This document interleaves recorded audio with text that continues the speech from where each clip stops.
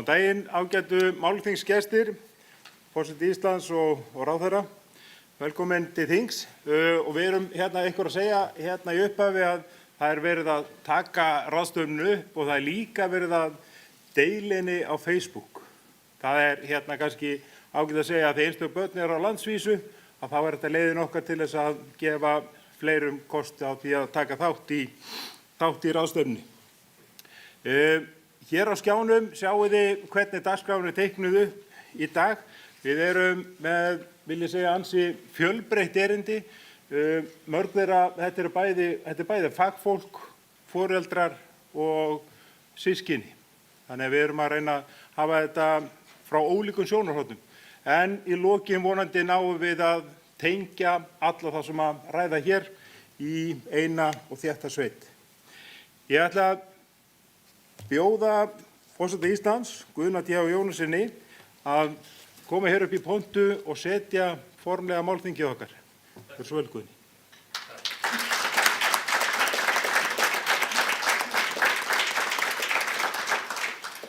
Ágæti ráðherra og forystusveit einstakra barna og öll þið sem hér eruð og þið sem fylgist með í fjarska. Heiður að fá að setja þetta málþing og að fá að sitja það svona frameftir. Ég þarf að hverfa á braut klukkan 2 eða þar bil. Það ekki eins mikilvægt og ráðherrann sem þarf að hverfa enn fyrr 1:30. Hann þarf að fara niður í þing að greiða atkvæði og réttan hátt. Og ég held ég missa honum Halla í lokin ef að líkum lætur. Ég bið ykkur að skila góðri kveðju til hans. Eða ég sendi honum bara kveðju á Twitter. Eða hann ekki hættur á Twitter? Hann var drekinn. Við getum slegið á létta strengi. Þótt tilefnið sé afskaplega alvarlegt og jafnvel þungbært og erfitt, eins og þið vitið flest hér miklu betur en ég.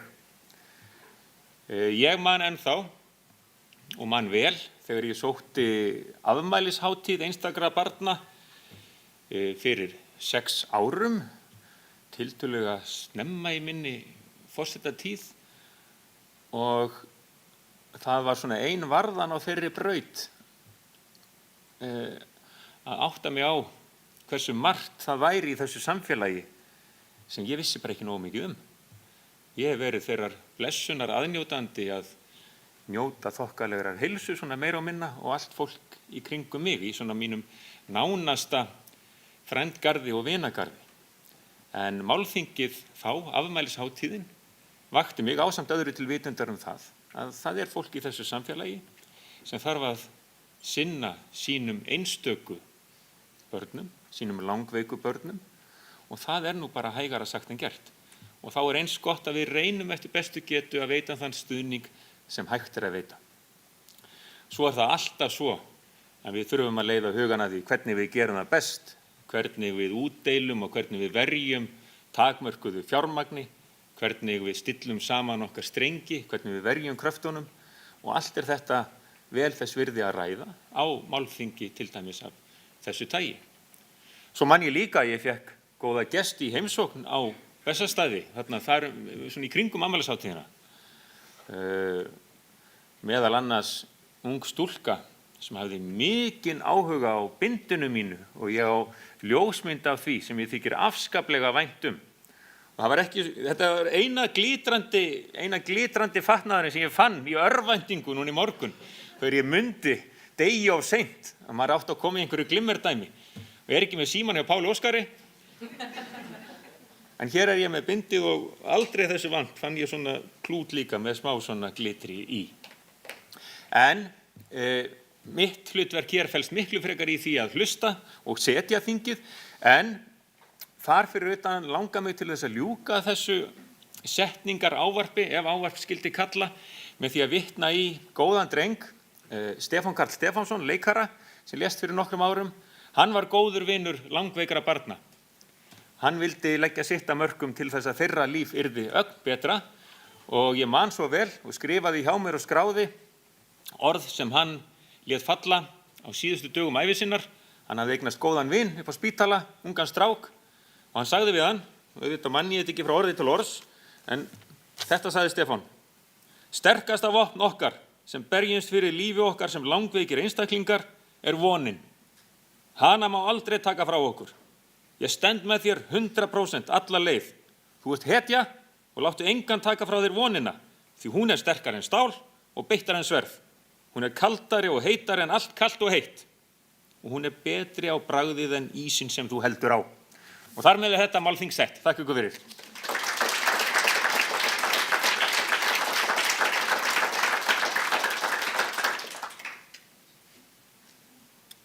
Kæra þakkir fyrir falleg orði í okkar garð og brýningu til okkar í samfélaginu og við klárlega eigum eftir að eiga þetta samtal og vonin einmitt stór hluti af lífi foreldra einstakra barna og líklega flesta okkar í samfélaginu. Mér langar hér næst að bjóða Ásmund Einar Daðason, mennta- og barnamálaráðherra, til þess að flytja opnunarávarp á þessu ágæta málþingi okkar. Svo Ásmundur.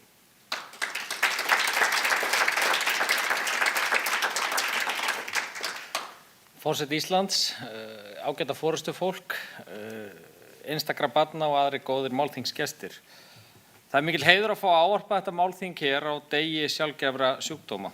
Dagur eins og þessi mikilvægur í þeirri vegferð að auka samfélagslegan skilning á stöðu barna með sjaldgæfa sjúkdóma og ekki síður stöðu aðstandenda þeirra. Börn sem með sjaldgæfa sjúkdóma og fjölskyldur þeirra glíma stundum við tvöfalt verkefni. Ekki sjúkdómin einan og sér og það sem honum getur fylgt, heldur einnig við það að þekking og skilningur á sjúkdómnum getur verið takmarkaður og þá þarf stundum að finna upp hjólið eða leita vel og lengi heiminn yfir til þess að finna leiðir til meðhöndlunar.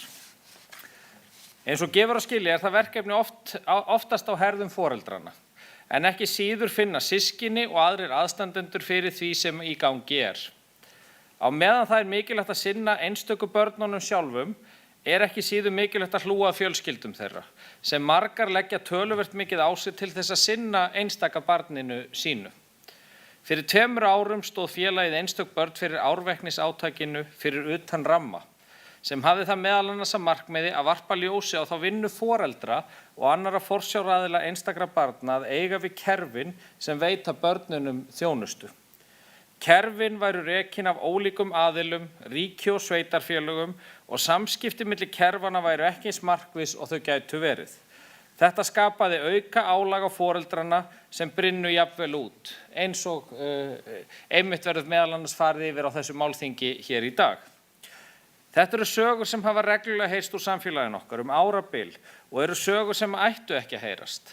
Það gleður mig því að segja frá því hér að með lögfestingu nýrra farsældarlaga, laga samþættingu þjónustu í þágu farsældar barna og þegar að þeim að fullu lokið innleiðingar á, þá eiga þau að veita öllum þeim aðilum sem veita börnum þjónustu skylt að vinna saman í teymi og tala saman.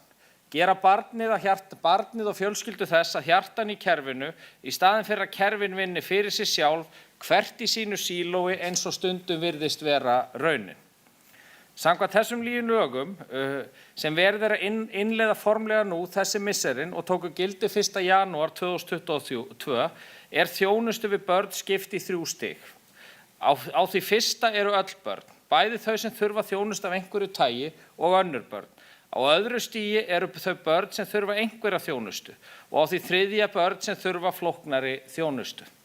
Á öðru og þriðja stigi skulu starfa málastjórar í hverju sveitarfélagi sem eiga að taka yfir þetta hlutverk sem áður var að miklu leyti í höndum foreldrana sjálfra.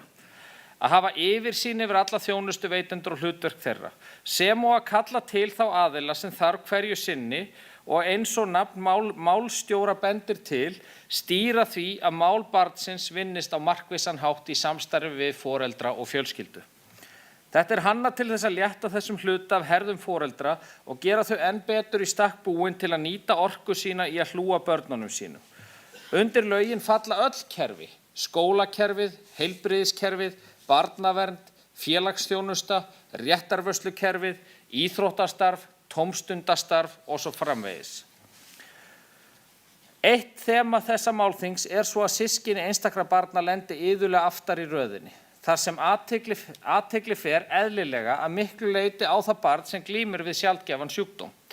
Þetta að sjálfsögðu afar mikilvægt að hafa í huga og stemma stigu við að systkini einstakra barna upplifi sig sem minna mikilvæg eða fái skerta athygli fjölskyldu sinnar.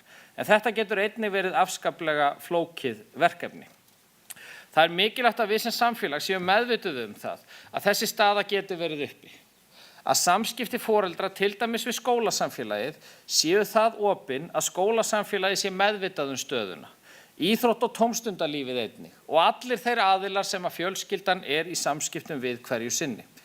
Þá einnig mikilvægt að við bregðumst við líkt og krafist samkvæmt farsældarlögunum á fyrsta stigi að stunda markvissar forvarnaraðgerðir og hafa augun galopin fyrir því að ef eitthvað kemur upp sem þarf að sinna að þá sé því sinnt. Það mikilvægt að styrkja systkini einstakra barna sem og öll börn til að byggja upp seiglu og sinna andlegri heilsu sinni samhliða því sem tekist á við áskoranir samtímas. Það gæti jafnvel best verið framkvæmt með því að tengja þau hvert við annað, tilheyra hópi sem skilur hvað þau að glíma við. Allt þetta hluti af vinnu innleiðingar farsældarlagana sem eðli máls samkvæmt taka langan tíma vegna þess að það að láta ólík kerfi tala saman krefst þess að þau tali saman á innleiðingartímanum. Þess vegna erum við að taka 3 til 5 ár í þessa innleiðingu og erum að keyra þetta núna í ákveðnum sveitarfélögum og fleiri sveitarfélög munu síðan bætast í hópinn. En það var líka mikið gleðiverkefni að skrifa undir styrktarsamning til einstakra barna fyrir skömmu til að styðja við ungmennahópa félagsins sem samanstanda af unglingum og ungmennum 12 til 24 ára sem eru félagslega vanvirk, jafnvel mikið einangruð og þurfa að styrkja sig í félagslegum samskiptum. Markmiðið að auka félagslega færni, auka sjálfstjórn og styrkja jákvæða eiginleika og hæfileika þessara barna. Að ræða 2 hópa sem gefa börnunum tækifæri á að vera þátttakendur í starfi einstakra barna og tengjast sín á milli á eigin forsendum, en á yngri árum höfðu þau flest verið þátttakendur í starfinu ásamt foreldrum sínum. En við vitum að COVID hafði líka töluverð félagsleg áhrif á félagsleg samskipti, sér í lagi unglinga og ungmenna. En frekar þau sem hafa þurft stuðning og jákvæða styrkingu til félagslegra samskipta, líkt og margir í þessum hópum sem að þið eruð að ræða hér í dag og þið þekkið hvað best. Það því afar mikilvægt að hlúa þessum þætti lífs þeirra og treysti engum betur en einstökum börnum til þess að sinna því hlutverki. Ég vil að lokum þakka fyrir áheyrnina og óska ykkur öllum til hamingju með dag sjaldgæfra sjúkdóma og árangursríks málþings hér í dag. Takk fyrir.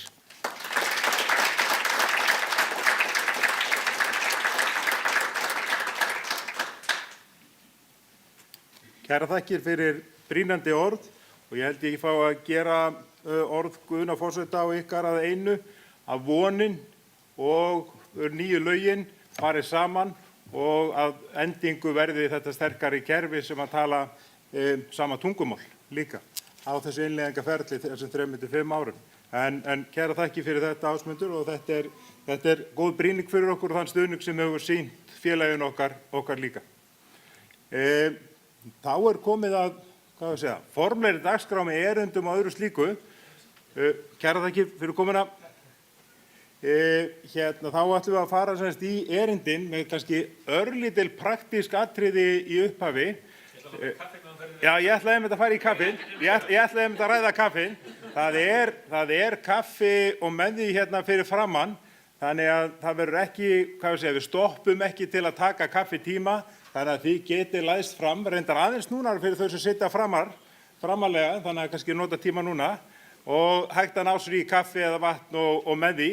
Og svo rennum við hér, ég ætla að setja fyrstu glæruna á forsíðuna, þannig að hún Kristjana Gunnarsdóttir skrifstofustjóri ætlar að ríða á vaðið með fyrsta erindi. En það er spurning, kannski tökum við 2 mínútur í smá pásu núna og undirbúum, en það gefum síðan tíma í lok hvers erindis fyrir hugleiðingar eða spurningar eða annað sem brennur á ykkur þegar þau eru búin. Og svo vonandi alveg í lokin gefst okkur tími til þess að blanda geði og tala óformlega frammi á eftir. En ég ætla að fá að bjóða Kristjánu Gunnarsdóttur, skrifstofustjóra velferðarsviðs Reykjavíkurborgar, velkomna hér í pontu og erindi hennar heitir áherslur í ráðgjöf við börn og barnafjölskyldur.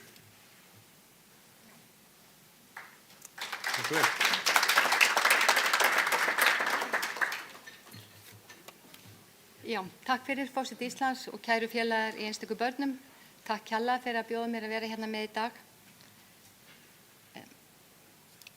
Já, ég er nú fann að sjá svo illa, þetta er alveg.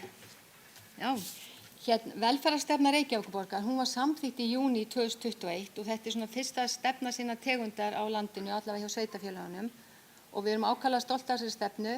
Hún var unnin í víðtæku samráði við okkar notendur og íbúa í Reykjavík.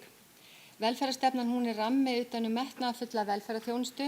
Hún á að vera vegvísir fyrir borgarbúa og starfsfólk og markmiðið með stefnunni er að auka lífsgæði fólks og tryggja að Reykjavík sé sannarlega fyrir okkur öll.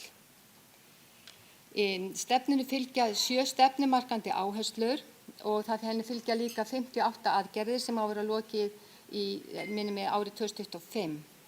Það sem ég ætla að gera núna er að fjalla þá vegferð sem Reykjavíkurborg er í varðandi þjónustu við börn og fjölskyldur á grundvelli stefnunar. Það að engin tvö eru eins er grundvallarnálgun í velferðarþjónustu borgarinnar. Í því felst að mál hvers einstaklings er metið á eigin forsendum og þess gætt að greining leiðir til lausna og þjónustu séu sniðnar að hverjum og einum. Það sem við höfum verið að gera, við byrjum að þessa vegferð fyrir með nýjum reglum sem við settum í þjónustu við börn og fjölskyldur árið 2020. Áður fyrir vorum við með reglur sem lutu bæði að einstaklingum og börnum og þær voru þannig uppbyggðar að það voru gefin stig og á grundvelli stiga var metin þjónustu þörf í klukkutímum. Þetta fannst okkur ekki vera að gefa góða raun og foreldrar raunverulega voru ekki ánægðir með þessa nálgun og það sem gerist líka þegar þú hefur eitthvað svona þak á þjónustunni þá er svona hætta á því að við séum alltaf að fara upp í þakið, sérstaklega ráðgjafarnir okkar sem er að glíma oft í biðlista og þá er svolítið gott að gefa svolítið rúmlegt af stigum þannig að þá meiri líkur á því að fjölskyldan sem voru að vinna með fái fyrr þjónustu. Þannig að við tókum þetta út úr reglunum og reyndum að setja inn í þar og settum inn í þar þessa áherslu á fjölskyldumiðaða nálgun og að í reglunum kemur líka fram að ávallt skuli taka mið af þörfum barns og fjölskyldu þurfum að meta þjónustuþörfina. Okkur var nú sagt af hagsmunasamtökum sem við áttum fundi með að okkur myndi aldrei takast að ná þessum reglum í gegnum pólitíkina að því það er ekki svo mikið þak á þeim. En við svörum við því að við trúum því að það er ekkert foreldri sem biður meiri þjónustu en það hefur raunverulega þörf fyrir. Og ég held að það hafa alveg reynst rétt hjá okkur. En í þessum reglum erum við að leggja ofuráherslu á að ráðgjafarnir eigi samtal við foreldrana. Þeir spyrji foreldra hvaða þjónustu telur þú þið þurfa, hvenær þarft hana og hvernig eigum að veita hana. Við erum með áhersluna í ráðgjöfun og þjónustu þarfirnar. Við erum ekki kannski mjög miklu áherslur á fötlunargreiningu eða sjúkdómsgreiningu per se, þó auðvitað sé það mjög mikilvægt. Heldur erum við alltaf að skoða hverjir eru afleiðingar af fötlun eða sjúkdómum á líf fjölskyldunar, á líf foreldrana og á líf barnanna, nákvæmlega eins og Ásmundur Einar Daði kom inn á áðan. Þetta skiptir alveg rosalega miklu máli. Og reynslan okkar er sú að stundum þá er heppilegra að setja fjármagnið sem við höfum til umræða, sem stundum er að skortnum skammt eða úrræðin, að setja það frekar í að styðja foreldrana sjálf eða systkinin vegna þess að oft hefur barnið nægan stuðning. Og ef foreldrarnir eru ekki til staðar til þess að styðja börnin sín, þá erum við fyrst komin í erfið mál. Nálægð og aðgengileiki skiptir líka mjög miklu máli og borgarbúar eiga að fá góða og heildstæða þjónustu óháð búsetu. Í byrjun árs 2022 þá breyttum við aðeins uppbyggingu þjónustumiðstöðvan okkar. Það hétu áður þjónustumiðstöð Laugardals Háaleitis, Vesturbæjar og Breiðholts. Núna í dag eru þar 4 og það kallar miðstöðvar. Vesturmiðstöð, Norðurmiðstöð, Suðurmiðstöð og Austurmiðstöð og þetta var hörð nafnasamkeppni þegar þetta var valið. Og innan deildanna núna, eða innan þjónustumiðstöðana núna, höfum við sett upp deildir sem heita deildir barna- og fjölskyldumála. Vegna þess að við viljum svo sannarlega setja fókusinn þar í dag. Og við viljum líka breyta ráðgjöfun okkar, það er svona kannski hefð fyrir því að foreldrar mæti á skrifstofuna og þar gerum við umsóknir og eftir því sem við gerum fleiri umsóknir, því betur erum við að reyna að segja hver þjónustuþörfin er, en flestar þessar umsóknir, ekki flestar en margar lenda á biðlista og hvaða gagn er í því, það er ekkert gagn í því. Þannig að við viljum bjóða að ráðgjöfun fari líka fram á heimili barnsins, hvað getum við gert þar, hvernig getum við stutt foreldrana og áttrömmulega líka samtalið í svona aðstæðum sem eru mjög eðlilegri heldur en kannski inn á skrifstofunni. Þannig að við erum að reyna að auka þetta. Við erum líka að reyna að auka það að bjóða foreldrum 1 til 3 viðtöl við sálfræðingan okkar áður en að tekin ákvörðun það að þurfa að sækja greiningu vegna þess að það eru mjög mikil aðsókn eða eftirspurn eftir greiningum og eins og allir vita þá eru afar langir biðlistar og alltaf langir biðlistar en með því móti að bjóða upp á samtal þá gerist oft ýmislegt og stundum bara leiðir samtalið til þess að það koma fram ákveðnar lausnir og oft hafa foreldrarnir líka sjálfur lausnina en þurfa kannski bara aðeins stuðning til þess að hægt sé að finna bestu leiðina að þá hefur dregið dálítið úr beiðnum greiningar og það er bara mjög jákvætt. En ég er ekki að segja að greiningar eigi ekki rétt á sér. Það er bara, ég held að sé of mikil áhersla lögð á þær. Og við erum að hefja vinnu við að betrumbæta upplýsingakerfið eða upplýsingarnir á vefnum okkar vegna þess að vefurinn okkar var raun og veru bara afar slakur en ég held að við séum í réttri átt en við erum ekki ánægð ennþá. Þetta skiptir líka mjög miklu máli fyrir foreldra. Velferðarþjónustan skal skipulögð á notandavænan, heildstæðan og skilvirkan hátt út frá þörfum íbúa en ekki út frá þörfum kerfisins. Í byrjun árs 2022 var innleitt verkefni Betri borg fyrir börn en markmið verkefnis var að bæta þjónustu við börn og fjölskyldur þeirra í skóla og frístundastarfi og veita börnum þjónustu fyrr á vettvangi þeirra í leik- og grunnskólum. Það sem var líka markmiðið var að þétta samstarf velferðarsviðs og skóla- og frístundasviðs en í dag eru þessi svið eða okkar helstu sérfræðingar nú starfaðir undir sama þaki á miðstöðunum og við teljum að þetta hafi orðið til góða vegna þess að við getum mögulega komið í veg fyrir það að foreldrum sé vísað á milli kannski 5 aðila. Þá bara 1 aðili sem á taka við erindi eða máli barns og fjölskyldu og fylgja því eftir. Ekki þannig við sem að senda foreldra út og suður. Nú við erum að gera ýmsa við erum með teymi málaflokk langveikra barna. Við settum það núna á koppum ár 2022 að við teldum að við þurftum að setja dálítið fókusinn á þessa þjónustu. Þetta teymi á að vera okkar sérfræðingar í þessum málefnum, þá veita öðrum ráðgjöfum sem starfa á miðstöðunum handleiðslu og leiðbeina þeim hvernig best að vinna og þá líka teimið og líka tryggja við sem samræmt þjónustustig. Þannig að það á ekki að skipta máli hvar þú býrð í borginni, hvað þjónustu þú fær fyrir barnið. Nú síðan höfum við verið að fara í gegnum ferlan okkar, við höfum verið að vinna greiningar á þeim og þeir eru stundum ótrúlega flóknir, ég ætla að sýna ykkur hans dæmi það eftir. En svo það nefnilega farsældarlögin og Ásmundur Daði hann fór vel yfir það áðan og ef það er hægt að elska lög þá elska ég farsældarlögin. Það bara, þau tel það að þau gefa okkur sem erum að starfa, þau gefa okkur svo mörg tækifæri og svona hugmyndafræði það og vonina það við getum gert miklu betur og ekki bara eitt kerfi, ekki bara velferðarkerfi, heldur bara eins og hann fór yfir öll kerfi og foreldrarnir eru hluti af þessum kerfi líka, eru með okkur í því. Þannig að, og Reykjavíkurborg, við fórum dálítið aðra leiðir heldur en önnur sveitarfélög, mörg önnur sveitarfélög, við ákveðum að ráða sérstaka málstjóra farsældarinn af því að ríkið styrkti okkur með fjármagni til þess að innleiða þessi lög og við erum núna að það eru 8 málstjórar farsældar að hefja störf eða hafa hafið störf, ég held að þessi ekki allir komnir en þeirra meginverkefni verður auðvitað að halda utan teimið þegar við þurfum að samþætta mál og það þurfum að koma aðilar frá mörgum kerfum og þeir verða líka núna því ég held að sveitarfélögin sé reynilega komið lengst í þessari innleiðingu. Þeir verða að vera líka að draga önnur kerfi að borðinu. Það getur ekkert kerfi sagt nei, ég ætla ekki að vera með. Hugmyndafræðin svo að við komum saman í stuðningsteymi og það segja allir, heyri, nei, ég panta að gera þetta, ég vil gera þetta, ég er góð í þessu. Þannig við þurfum við að innleiða í vinnun okkar. Og já, þannig að ég get talað lengi farsældina en ég heyrði það að það stóð til að hafa smá svona umræðum það en það kannski gerir seinna í ykkar félagi. Og við erum líka tilbúin að segja ykkur betur frá því. Heyrðu, svo erum við líka að innleiða yfirfærsluáætlanir við unglingasaldur fyrir fatlaða einstaklinga sem þurfa lífslanga stuðning og þjónustu til að geta lifa sjálfstæðu lífi í samfélaginu. Og þetta svo mikilvægt þetta þjónustur og verði ekki við 18 ára aldur eða 20 aldur. Við erum að byrja miklu fyrr, við erum byrjað að byrja 15 ára aldur. Þá sjáum við hvaða börn þurfa lífslanga lífsþjónustu og við ætlum ekki að tapa af þeim. Og síðan erum við að innleiða svokallaðan fundarhring og ég ætla aðeins að setja það hérna, ég valdi fallegasta litin, ég ætla aðeins að segja ykkur betur frá honum eftir. En, hérna mynd.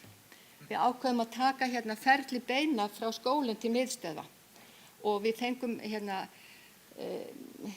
þjónustu og nýsköpunarsvið hjá okkur fór í þetta, tölum við foreldra, tölum við kennar, tölum við ráðgjafa og svona leit myndin út. Það skrítið að foreldra séu stundur ruglaðir í kerfin okkar? Það ekkert skrítið. Og við sjálfstundur líka. En ég ætla ekkert að fara í þetta, ég get ekki svona útskipt þetta fyrir ykkur, þau reyndi, þú veist, hvað að gerast þarna, en svona leit þetta út. En afraksturinn var, tillögur og lausnum, hvað þurfum við að gera, hvað getum við gert strax? Við þurfum að búa til nýtt þjónustukort, miklu einfaldara, hafa áherslu á lágþröskuldaþjónustu, taka allar hindranir burt, nota símtölin, að það sé auðvelt að ná í fólk. Ekki það að lausnin komi fram í fyrsta viðtali eða fyrsta símtali, en að fólk fái svona áhörð mjög fljótlega. Við höfum gjarnan viljað setja okkur það markmið ef það kemur beini, ráðgjöf eða stuðning að við tækjum 5 daga til þess að láta í okkur heyra. Við erum dálítið í vandræðum með þetta að ná þessu en við ætlum að reyna það. Og það það bara aðalega að foreldrar fá símtal og sagt, herri, ég heiti Kristjana, ég mun taka, vera ykkar ráðgjafi en ég get ekki veitt ykkur viðtal fyrr en eftir 3 vikur eða 6 vikur eða eftir 2 daga. Bara heyri í ykkur skiptir öllu máli og líka vita hver að taka við beiðninni minni. Hver fær hana? Nú við höfum verið að fara yfir öll eyðublöðin okkar, við vorum með 10 eyðublöð sem að margir lásu og voru útfyllt margoft, nú það orðin 2 og þau verða rafræn. Við viljum búið til vegvísir fyrir foreldra inn á heimasíðun okkar, þannig að það sé, og viljum auðvitað hafa svona mína síður, rafræna síður og þetta eitt af því sem við erum aðeins byrjað núna, þetta gengur kannski ekki nógu hratt en við erum alltaf með þetta, við þurfum að setja upplýsingarna miklu skýrar út. Nú svo svona framtíðarmarkmiðið það setja kerfi fyrir sögu barnsins. Allar upplýsingar á einu stað, líka fyrir foreldra, þeir það hafa aðgang á sama kerfi, þannig að það sé ekki margoft að segja sama hlutin, senda inn sömu bréfin og eyðublöðina, tilvísanirnar, hvað þetta heitir allt. Þetta tilvísin alveg agalegt orð. En svo við núna, fundarhringurinn, þið sjáu þetta kannski ekki vel, við erum með svona, þetta við innleiða og fundarhringurinn hann þannig, hann skiptist í 5 þætti og helmingurinn af tímanu, segjum við sem klukkutíma, þar sem að teymin að hittast, þá er helmingur tímans að fara í það að spurja hvaða aðstoð þarf barnið þitt, fara í gegnum það. Og þetta er til dæmis hringur fyrir foreldri, svo höfum við hérna hring fyrir starfsfólkið og svo fyrir úlninginn ef hann er með og fleiri hringi. Þannig að þessi allir, þegar við hittust, þá eru allir á sama stað, það fari markvisst inn yfir þetta. Og við viljum gjarnan ef að börn hafa aldur og þroska til að þau taki þátt í þessu, að því við erum að líka upplifa það að þau oft hafa bara bestu lausnirnar sjálf. Þau vita nákvæmlega hvað þarf að breytast og hvernig á að breyta því. Þannig þetta verður svolítið spennandi. Ég vona ef ykkur ykkar sem er hér eru eða hlustið, þurfið á okkar þjónustu að halda að þið fáið einhvern tímann að tækifæri til þess að nýta þetta. En svo er þetta bara hérna hvernig er hinum megin. En þá erum við komin á 4. stefnuþættinu, það er virðing og umhyggja. Þjónusta sem snýr að heill og hamingju skal einkennast af samkennd, umhyggju og umfram allt virðingu fyrir einstaklingnum.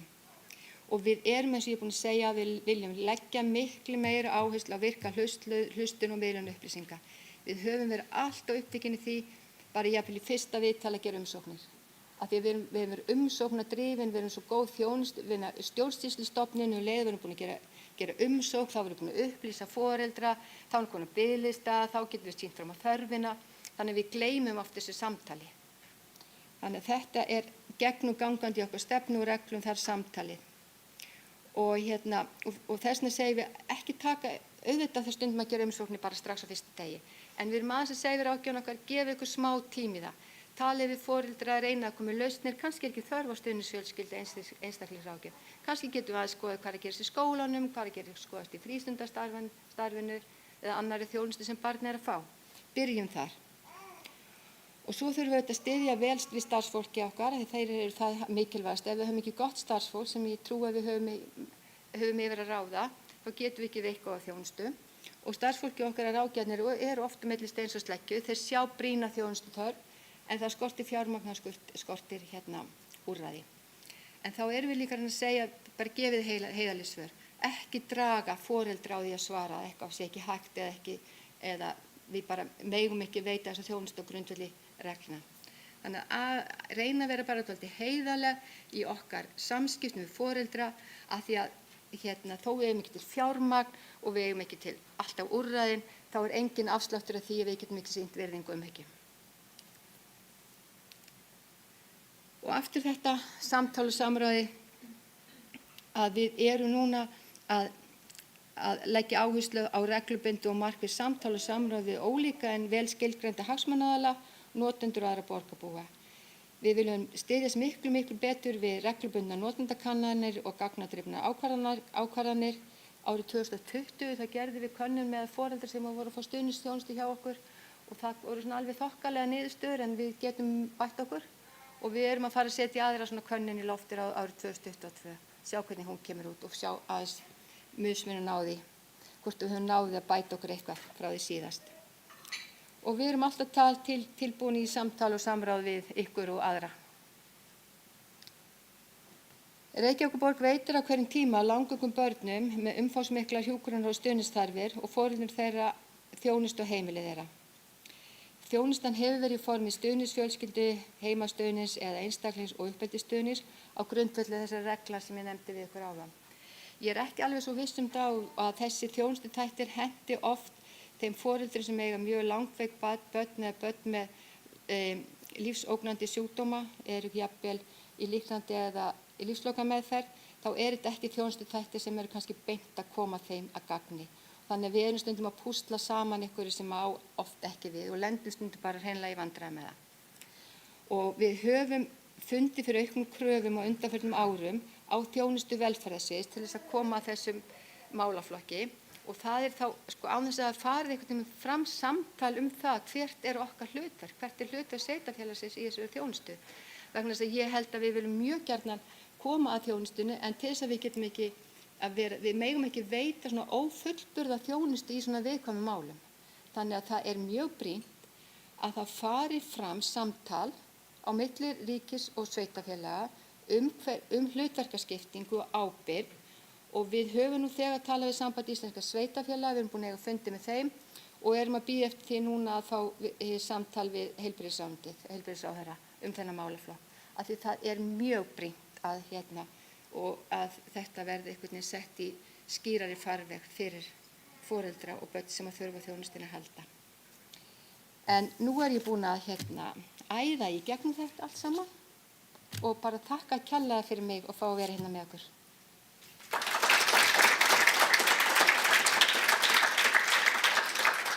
Að við taka við spurningum núna eftir. Kærar þakki fyrir áhugavert erindi.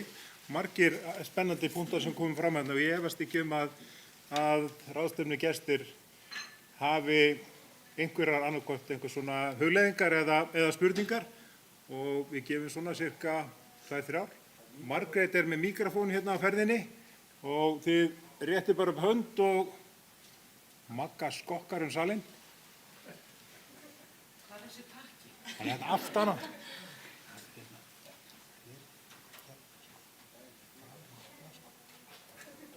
Svona.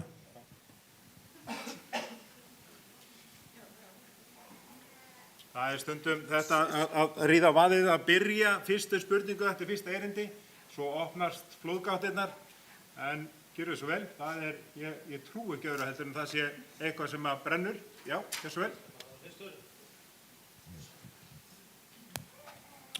Já, Sigurður, ég ætlaði að byrja að spyrja, eitthvað það sem að,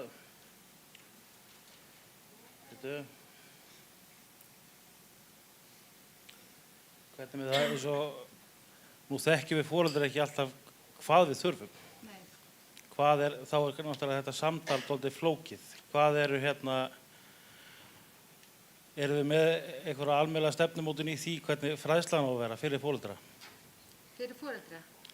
Já, í þessu samhengi að foreldrar vita náttúrulega hvað þeir þurfa, en við erum bara oft í þeirri stöðu að við vitum ekki hvað í boði. Já, ég skil. Nei, við höfum kannski ekki mikið verið að huga svona beinni fræðslu fyrir foreldrum þjónustu framboð, en við erum kannski En varðandi við viljum auðvitað að vefurinn okkar sé þannig að það sé hægt að finna upplýsingar og það núna í dag, þá geta foreldrar bara bókað samtal eða símtal við ráðgjafa með rafrænum hætti. Þú bara þetta hringir mig 2:30 á fimmtudaginn, þetta bóka þenni tíma núna. En ég veit kannski hvort að segja, en þú segir að foreldrar viti stundum ekki hvað þeir þarfnast. Með samtalinu þá heyrum við það hvað við komum til að segja og ég held að það sé betra nálgast að þannig heldur en að segja þú getur fengið stuðningsfjölskyldu, þú getur fengið einstaklingsstuðning og telja upp fullt af úrræðum sem að mögulega bara ekkert endilega þau úrræði sem að koma á notum. Þannig að ég held að við verðum að byrja því að eiga þetta samtal og í samtalinu þá förum við inn á það hvað hægt, hvað í boði. Og ég held líka að stundum þá höfum við líka sjálf ég sé alveg heiðarleg með það ráðgjafarnir okkar, þeir þurfa líka að hafa ansíku og þekkingu á öllum þeim úrræðum sem eru utan kerfisins. Til dæmis ykkar félagi, hvað þetta mikilvægt.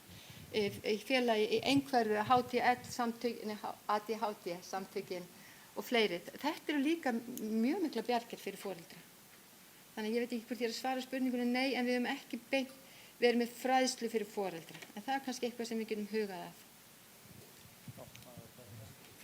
Og svo ég með netfanga mjög auðvelt kristjana.gunnarsdóttir@reykjavík.is ef þið viljið senda mér eitthvað. Já, fleiri spurningar? Já, ein frá mér, Margrét Össuradóttir. Einhver samstarf á milli sveitarfélaga á landsvísu með þær áætlanir eins og Reykjavíkurborg með? Eða það bara gegnum samband sveitarfélagana? Ertu að tala núna varðandi Langveg? Já. Já. Nei, það er ekki samstarf á milli sveitarfélaga. Og ég held að þjónustan geti verið ólík eftir sveitarfélögum og þess vegna svo brýnt að fá sambandi að þessu í þessum umræðum. Það foreldrar flytja oft milli sveitarfélaga og verður þá mögulega þjónustufall þegar flytur yfir bæjarmörkin. Já, fleiri spurningar? Mér langaði kannski bara að fá að grípa orðið og mér finnst þetta svo áhugaverð þessi hringir viðtalshringirnir og velti einmitt fyrir mig hvort að við vitum að hér og þar landi verið að gera alls konar áhugaverða og bara mikilvæga þætti að þetta komist til nota í ólíku sveitafélögum. Já, þetta er Og það er eitthvað sem er náttúrulega alveg frábært að nýta svona og hérna langaði nú eiginlega, má bakka í myndinni. Ég held að það hafi mörgum verið hérna sem sá þetta hér að mann að fallast hendur en bara jákvætt að sjá að það er verið að reyna að draga úr öllu þessu flækjustíi. Þetta er ótrúlegt. Og það er kannski ekkert skrítið að við foreldrar séum stundum bara algjörlega búin á því. Nei. En virkilega áhugavert og mikilvægt erindi og þeir punktar sem kemur inn á eru bara að gefa okkur og ég nota áfram orð Guðna að gefa okkur von. Það er að segja frá Stefáni Karli þetta gefur okkur von að það við erum að þokast í rétt átt. En kæra þakki fyrir fróðlegt erindi. Já, takk fyrir mig.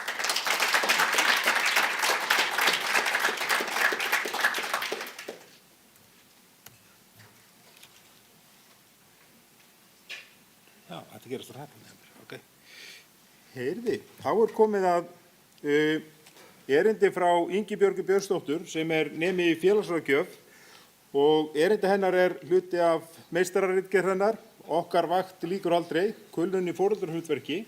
En Ingibjörg einmitt stjórnarmaður í einstökum börnum og hún á líka afmæli í dag. Svona, það líklega ekki að eiga frábærari dag að fá að koma og tala á málþingi eins og þessu, en hún á semst afmæli í dag og innilega til hamingju aftur með daginn Ingibjörg og ég ætla að gefa þér hérna sviðið og fjalla þessa áhugaverðu ritgerðina. Svo vel. Já, Hún á afmæli í dag, hún á afmæli í dag, hún á afmæli hún Ingibjörg, hún á afmæli í dag.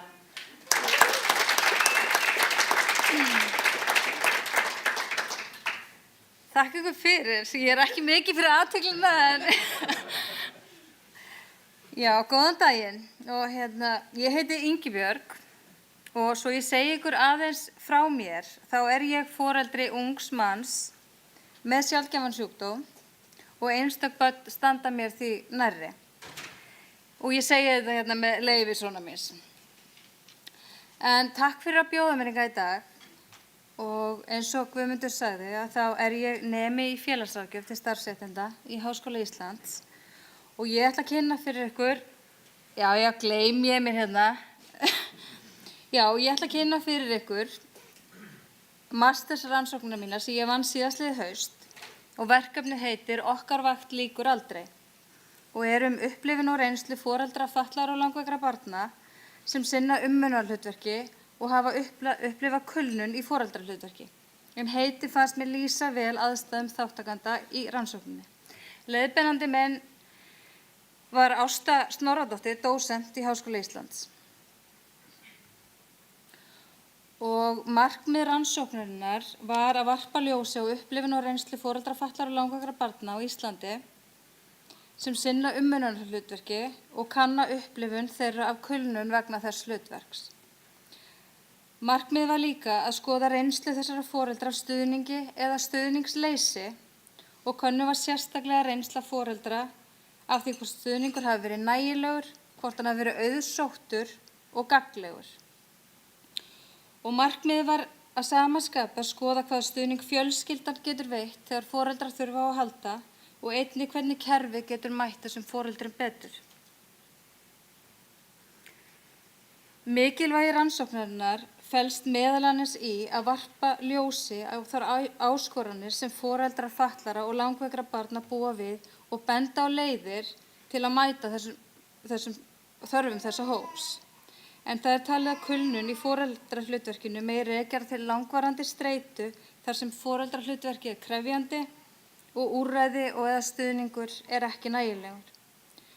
Og að vera foreldri fatlaðs eða langveiks barns frábrugðið því að vera foreldri heilbrigðs barns en umönnun getur verið meira krefjandi og áskoranir aðrar.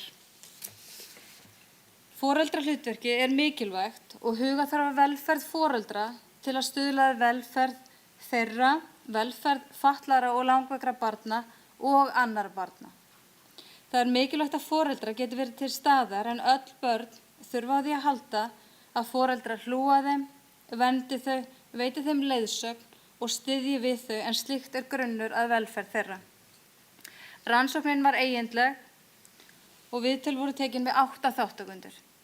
Þátttakendur voru allt mæður, fatlara og langveikra barna á aldrinum 4 til 22 ára. En hvað kulnun? Við könnumst flest við kulnun í starfi, en rannsóknir hafa sýnt að kulnun má einnig tengja við persónulegt líf einstaklinga eins og til dæmis foreldrahlutverkið. Þegar talað kulnun sem tengist foreldrahlutverki gjarnan talað 4 víddir. Fyrsta víddin þreyta sem tengist foreldrahlutverkinu. Foreldri upplifið að foreldrahlutverkið sé of íþyngjandi og tilfinningalega tæmandi. Önnur víddin að foreldri upplifið þá tilfinningu að það sé ekki eins gott foreldri og áður. Þriðja víddin að foreldri getur upplifað leiða á foreldrahlutverkinu og njóti þess ekki lengur að verja tíma með börnunum sínum. Og fjórða víddin tilfinningaleg fjarlægð frá börnunum. Þá átt við að foreldri sinni einungis nauðsynlegum þörfum og ekkert umfram það. Erlendar rannsóknir sýna að foreldrar fatlaðra og langveikra barna í meiri hættu á að upplifa kulnun en foreldrar barna sem fylgja dæmigerðum þroska. Kulnun sem rakin til foreldrahlutverksins getur haft áhrif á andlega og líkamlega heilsu foreldris og lífsgæði bæði foreldra og barna. Þar af leiðandi hefur það áhrif á alla fjölskylduna.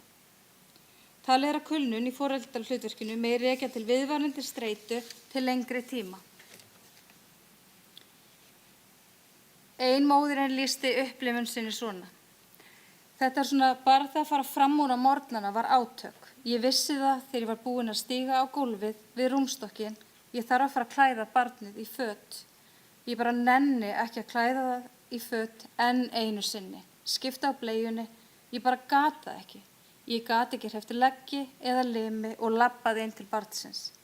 Eins og ég elskaði það af öllu hjarta. Þá bara gat ég þetta ekki. Ég gat ekki neitt. Ég gat svona alveg funkara. En það var alveg hræðilegt. En hvað orsakar kulnun?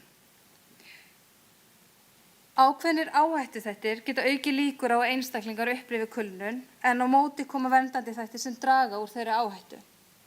Áhættuþættir eru að foreldri geri miklar kröfur til sín í foreldrahlutverkinu og vilji vera hið fullkomna foreldri. Slök foreldrafærni, skortur á stuðningi frá maka, skortur á utanaðkomandi stuðningi eins og til dæmis frá fjölskyldu eða samfélaginu. Það að vera foreldri fatlaðs langveikts barns einnig talin vera áhættur þess að upplifa kulnun í foreldrahlutverkinu. Verndandi þættir eða úrræði hjálpa til við að draga úr streitu foreldra. Að hafa tíma til að stunda tómstundir, jákvætt og styðjandi samforeldri og utanaðkomandi stuðningur eru verndandi þættir sem taldir eru draga úr líkum þess að foreldrar upplifi kulnun. Og skapist ójafnvægi á milli áhættu og verndandi þátta eru auknar líkur á að einstaklingar upplifi kulnun eða þegar áhættu þættirnir vega þyngra heldur en verndandi þættirnir.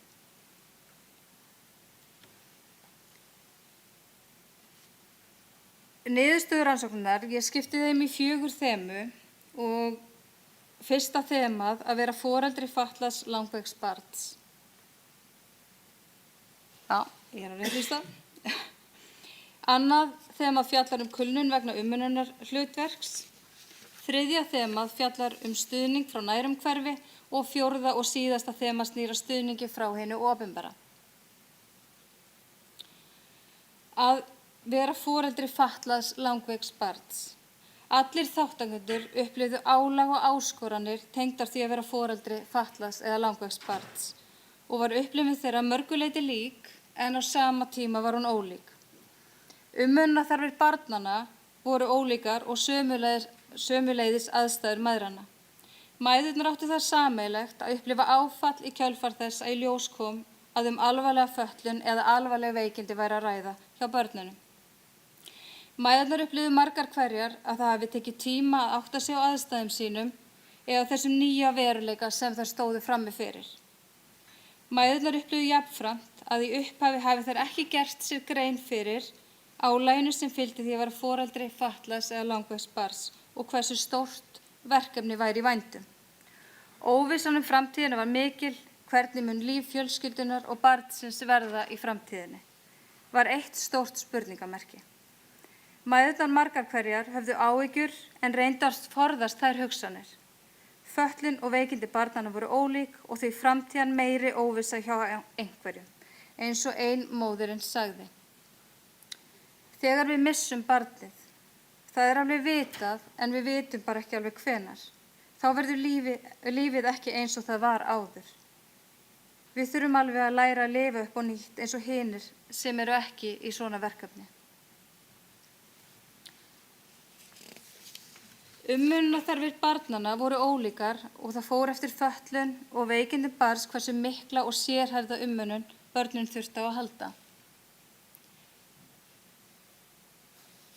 Einnig var misjafnt hversu mikinn stuðning mæðurnar fengu inn á heimilið eða utan þess. 6 mæður áttu börn þar sem umönnunarþarfir voru miklar og umönnunin þung og krefjandi. Þarfir barnanna gátu verið það flóknar og sérhæfðar að það gat ekki hver sem komið til aðstoðar.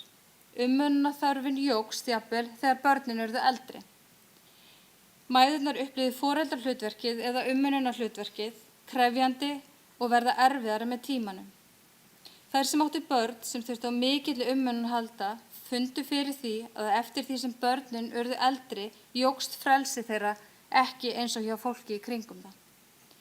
Þau voru enn bundin því að vera heima og komust ekki út þótt þeim langaði það.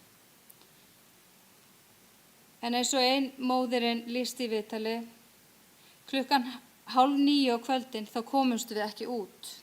Vaktin er farin úr húsi og við erum bara heima. Komumst ekkert. Maður er pínu fangi ef maður má segja það. Ef maður er fangi og fær dóm þá er það með upphafsdagsetningu og lokadagsetningu. Og þú klárar þetta og svo heldur þú áfram. Við erum bara alltaf með þennan dóm, í þessu með engan svona lokadag. Ég er ekki að segja því óski þess að vera laus úr þessu verkefni, heldur er þetta íþyngjandi og þetta er hamlandi, þannig að maður þarf stöðugt að vinna í því og við erum rosalega dugleg ef við fáum smá frí. 2 dagar fyrir okkur þar sem við fáum frí og förum út af heimilinu er eflaust eins og sumir upplifa mánuði. Við erum rosa fljót að kúpla okkur út og njóta, lifa í núinu, en það er eitthvað sem við höfum lært líka. Að vera foreldri fatlaðs eða langveiks barns hefði áhrif á atvinnuþátttöku mæðranna. Ef þær mættu skilningi og stuðningi og höfðu ákveðin sveigjanleika í starfi, gerði þeim frekar kleift að geta stundað atvinnu annaðhvort að hluta eða fullu. Mæðrunum þótti flestum mikilvægt að geta stundað atvinnu til að auka félagsleg tengsl sín og verða virkir þátttakendur í samfélaginu. Þær sáu kostuna við atvinnuþátttöku meðal annars felast í því að þær hefðu hlutverk. Myndi gera gagn, væru hluti af heild og hefðu tækifæri til að afla tekna inn á heimilið. 4 mæður voru útivinnandi, 2 í fullu starfi og 2 í hlutastarfi. 4 mæður voru ekki á vinnumarkaði, þær höfðu þó allar áhuga á að komast aftur út á vinnumarkaðin og taka þar með meiri þátt í samfélaginu. Umönnunarhlutverkið var þess valdandi að þær gátu ekki stunda vinnu. Ein móðirinn lýsti því svona í viðtali, mér finnst stundum eins og vinnan mín sé eitthvað hobby, af því þá fæ ég að fara út. Ég fæ að hitta eitthvað skemmtilegt fólk, ég fæ tækifæri til að gleyma mínum ömurleika og þannig að ég upplifi svolítið vinnunum mína eins og þessi hobbyið mitt og hvíldin mín.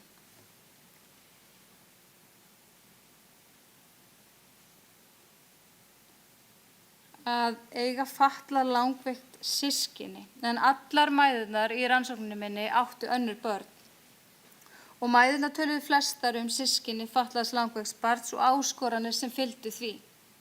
Systkini bjuggu við óvenjulegar aðstæður og upplifðu gjarnan áskoranir sem önnur börn þurfa ekki að upplifa eða takast á við. Og höfðu mæðurnar gjarnan áhyggjur af hinum börnunum. Aðstofafólk var inn á heimilinu sem mæðurnar töluðu að hefði truflandi áhrif á daglegt líf. Fráhrindandi gat verið að bjóða vinum heim og erfitt gat reynst að eiga samtöl við mömmu og pappa persónuleg mál eða eiga samtal við matarborðið þar sem rætt var daginn og það sem var að gerast í lífi barnanna. Foreldrar gerir sér ekki alltaf grein fyrir því hvað þetta getur haft mikil áhrif á systkinin og foreldrarnir ekki færir að sjá það þegar mesta álagið að leita eftir aðstoð fyrir þau. Þess vegna skiptir svo miklu máli að aðstoðin komi til foreldra frekar en að þeir þurfa að leita eftir henni. Fram kom að þó að systkini barnanna geti upplifað erfiðleika, þá sé þetta reynsla sem kenni þeim margt og hafi þroskandi áhrif á þau. Þau séu þroskaðri en jafnaldrar og hafi upplifað aðstæður sem önnur börn hafa ekki komist í nálægð við. Móðir lýsti því eftirfarandi. Þetta er líka ótrúlega stór gjöf. Ég sé hvað börnin eru miklu svona, það er svo mikill munur oft á milli þeirra og vina. Hvað það er miklu meiri dýpt í mínum. Ég veit ekki alveg hvað það en það er eitthvað öðruvísi. Samkenndin eða eitthvað sem þau hafa umfram vinir sína sem vita ekki hvernig þetta eða hvernig lífið getur verið hverfult. Börnin hafa séð systkini sitt líflaust og alls konar póstar sem sitja í þeim.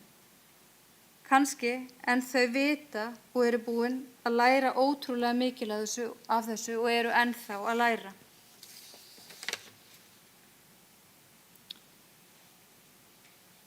Mæðurnar áttu margt sameiginlegt en upplifun og reynsla þeirra voru þó að mörgu leyti ólík.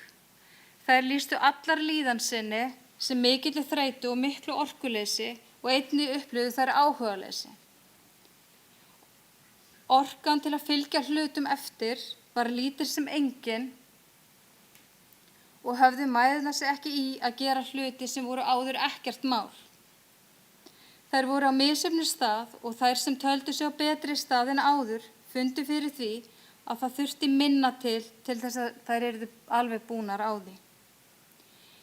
Mæðurnar sinntu allar umönnunarlegu hlutverki og höfðu skyldum að gegna gagnvart börnum sínum. Þarfir þeirra voru krefjandi og engin annar sem gat tekið við hlutverkinu sem þær gegndu. Mæðurnar áttu í innri átökum en elskuðu barnið sitt og vildu geta sinnt því. Þarfir barnanna voru miklar og höfðu þær einnig öðrum skyldum að gegna eins og til dæmis að sinna öðrum börnum, vinnu og öllu því sem fylgir að sjá nútíma heimili. Mæðurnar töluðu allar að klessa á vegg. Ef þær höfðu ekki nú þegar lent á þessum vegg, jafnvel ítrekað, þá óttuðust þær mikið að lenda á honum og voru á sama tíma undrandi að það hefði ekki gerst enn. Mæðurnar upplifðu að mikil ábyrgð myndi hvíla á þeim. Þetta var ekki verkefni sem þær völdu, en þetta var verkefni sem þær fengu og þær yrðu að standa sig. Flestar mæðurnar höfðu upplifað að þær hefðu átt og ættu sumar en erfitt með að fara fram úr rúminu á morgnana suma daga.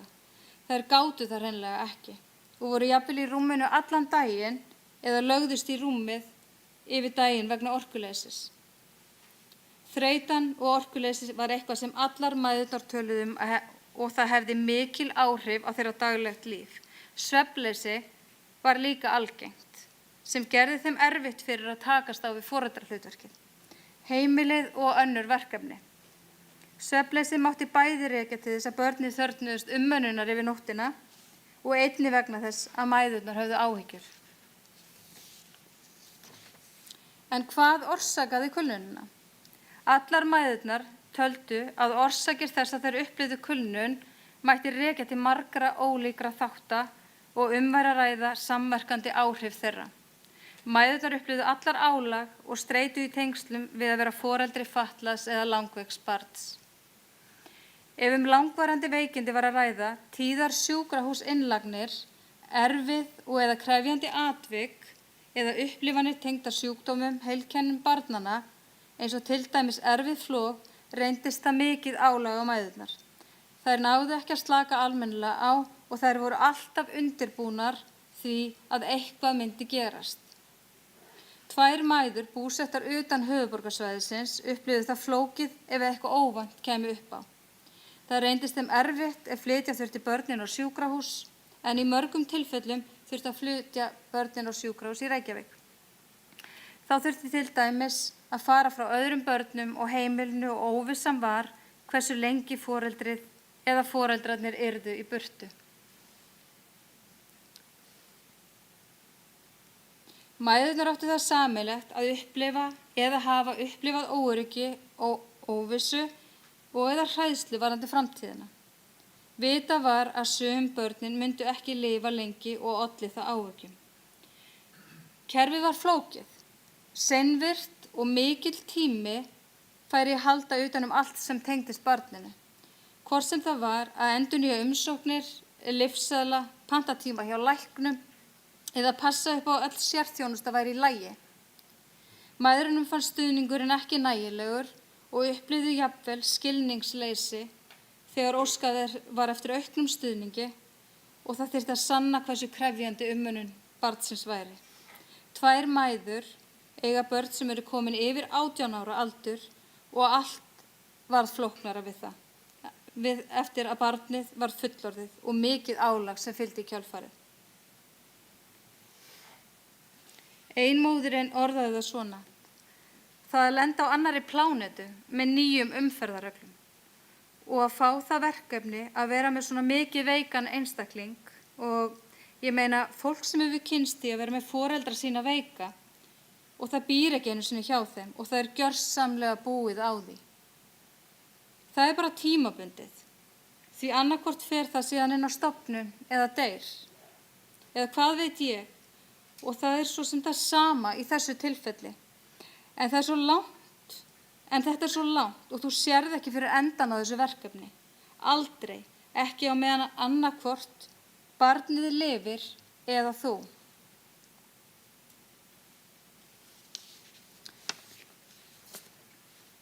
Af þessum 8 mæðurum sem voru þátttakendur í rannsókninni voru 5 mæður í hjónabandi eða sambúð, en 3 voru fráskildar og stuðningur og samvinna foreldra var misjöfn.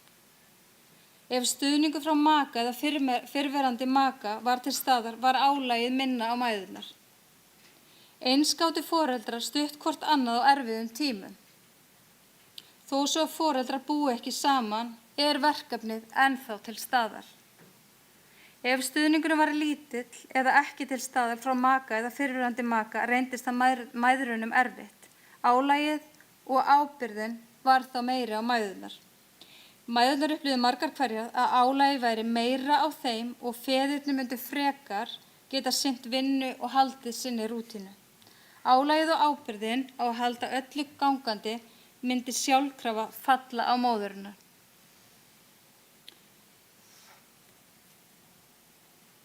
Stuðningur frá fjölskyldu eins og frá foreldrum og systkinum létti undir með mæðrunum.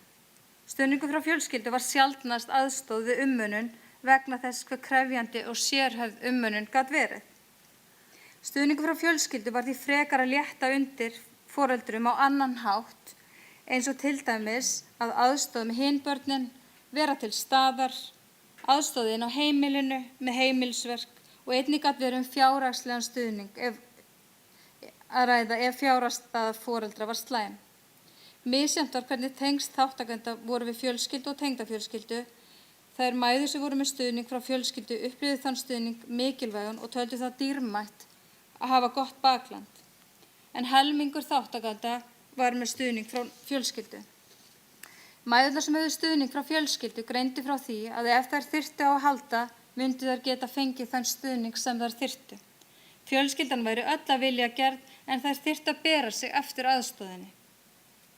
Það myndi ekki endilega gerast það sjálfum sér og kom það einnig fram að þær hefðu þurft að læra að biðja aðstoðina og einnig að læra að þiggja aðstoðina. Þegar fjölskyldan var til staðar gat það veitt foreldrum öryggi.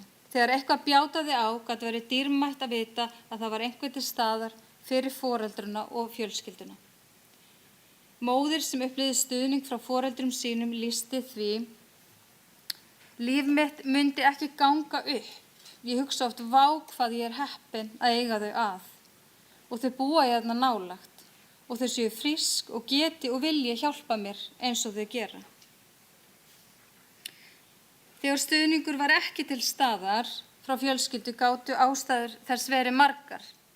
Aðstæður voru mismunandi en stundum bjó nær fjölskyldan langt í burtu og því mikil fjarlægð á milli. Í slíkum tilfellum töldu mæðurnar að fjarlægðin væri ástæðan og ef á þyrfti að halda myndi fjölskyldan vera til staðar. Mæðurnar sem ekki höfðu stuðning frá fjölskyldu höfðu allar önnur bjargráð eins og til dæmis gott aðstoðarfólk sem gaf mikið af sér og þær treystu vel. Jákvætt hugarfar var líka einkennandi bjargráð þegar stuðningur frá fjölskyldu var ekki til staðar. Mæður gátu upplifað skilningsleysi og að fjölskyldunni þætti erfitt að vera í kringum fatlað eða langveikt barn.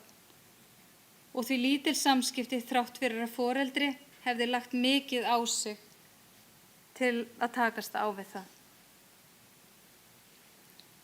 Stuðningur frá hinu opinbera, en mæðurnar þurftu allar á stuðningi að halda til að létta undir og minnka álag á fjölskylduna og heimilið. Stuðningurinn sem þær voru að fá frá hinu opinbera var misjafn enda umönnunarþarfir barnanna ólíkar. Þegar umönnun var mikil, sérhæfð og krefjandi, var meiri stuðningur fyrir hendi. 4 mæður voru með stuðning inn á heimilinu. Þar kom aðstoðarfólk og sinnti umönnun barnsins til að létta á álaginu á foreldra. Að vera með stuðning inn á heimilinu upplifðu mæðurnar heftandi. Að því leyti til að þær voru ekki eins afslappaðar á sínu eigin heimili þegar aðstoðarfólk var þar. Fjölskyldan fann öll fyrir þessu en álag gat fylgt í að hafa ókunnugt fólk inn á heimilinu. Samræður mataborðið voru öðruvísi og fjölskyldan var ekki að ræða persónuleg mál fyrir framan aðstoðarfólkið. Stuðningur þar sem barni fór út af heimilinu, eins og til dæmis skammtímadvöl eða stuðningsfjölskylda, var stuðningur sem reyndist flestum foreldrum hvað best. Mæðurnar töluðu að þegar börni þeirra færi í dvöl utan heimilis, myndi fjölskyldan geta átt eðlilegra líf. Hægt væri að gera hluti sem annars væri ómögulegt að gera. Fjölskyldurnar nýttu þennan tíma vel og fengu hvíld sem mæðurnar töldu nauðsynlega til að geta tekist á við þetta krefjandi verkefni. Mæðurnar voru almennt þakkláttar með þann stuðning sem þær voru að fá við umönnun barna sína. Það létti á og dró úr álagi. Þær mæður sem voru með stuðningun á heimilinu töluðu allar hversu mikil vinna það væri að halda utan þennan stuðning og því fylgdi líka mikið álag. Flestar mæðurnar upplifðu þær þyrftu á auknum stuðningi að halda við umönnun. Algengast var að þátttakendur töldu sig þurfa fleiri tíma í stuðning sem veittur var inn á heimilið eða fleiri daga í skammtímadvöl eða hjá stuðningsfjölskyldu. Þegar kom að því að sækja aukinn stuðning var reynsla mæðranna að kerfið væri seinvirkt og það gat ekki langan tíma að fá aukinn stuðning og rökstyðja þyrfti hvers vegna foreldrarnir þyrftu á auknum stuðningi að halda.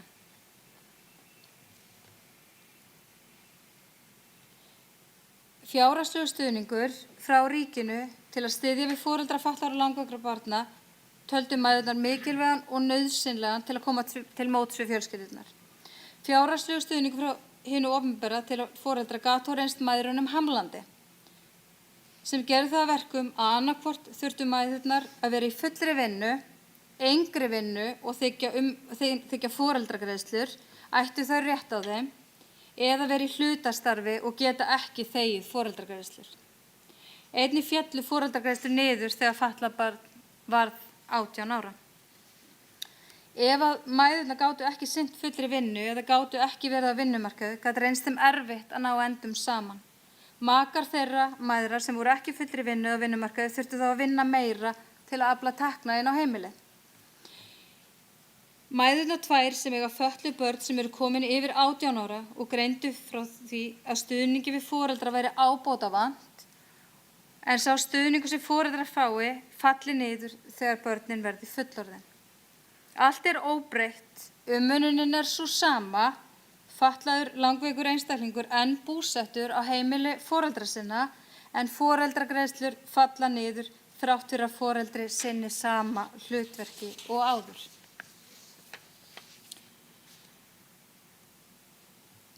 stuðningur og þjónustu innan velferðar og heilbrigðisþjónustu.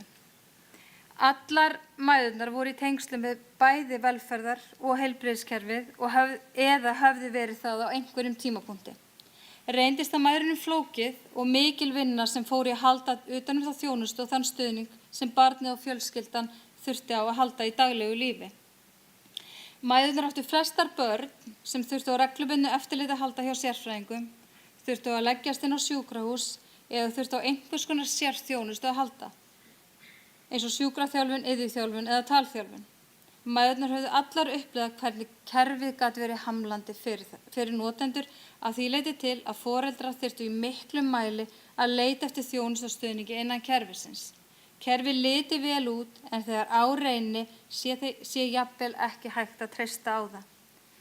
Mæðurnar höfðu misjafna reynslu af því að leita eftir þjónustu og stuðningi hjá sveitarfélagi. Mæðurnar höfðu flestar lent í einhverjum erfiðleikum með að sækja sér þjónustu en upplifun þeirra var ólík. Mæðurnar upplifðu margar hverjar að þær þurftu að berjast fyrir stuðningi sem þær ættu rétt á samkvæmt lögum. Mæðurnar sem upplifðu að þær hefðu ekki þurft að berjast töldu að þær hefði samt sem áður þurft að hafa fyrir því að einhverju leyti. Reynsla mæðranna allflestra var að kerfið væri ekki að virka eins og það ætti að gera. Það væri ekki notandavænt fyrir foreldra sem nú þegar væru undir miklu álagi. Allar umsóknirnar sem þarf að vinna og sækja og eða endurnýja ekki nægi að þeir sérfræðingar sem þekki barnið og þarfir þess vinni þá vinnu heldur þurfi foreldrar einnig að standa í því. Mæðrunum reyndist erfitt að upplifa þær þyrftu að sanna það fyrir hinu opinbera umönnun fatlaðs eða langveiks barns væri krefjandi og foreldrar þyrftu á stuðningi að halda. Almennt kom fram í viðtölum að mæðrunum fannst viðmót félagsráðgjafa og annarra fagaðila gott. Í flestum tilfellum þá verið foreldrar að leita til fagaðila út af einhverju ákveðnu og því kannski lítið verið að spá í hvernig foreldri myndi almennt líða og hvernig gengi.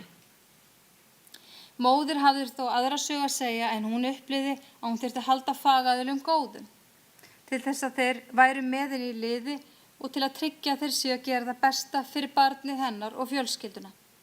Hún talaði að hún myndi ekki þora að setja út á störf fagaðila, þó svo hún hafi ítrekað lent í aðstæðum þar sem þeir hafi sýnt af sér ábyrgðarleysi og jafnvel vanrækslu í starfi. Mæðurnar tvær sem voru búsettar út á landi upplifðu að boðleiðir væru styttri og persónuleg þjónusta væri til staðar. Fram kom í viðtölum að flestar mæðurnar upplifðu að þær höfðu þurft á því að halda að eitthvað í kerfinu hefði gripið fjölskylduna alla.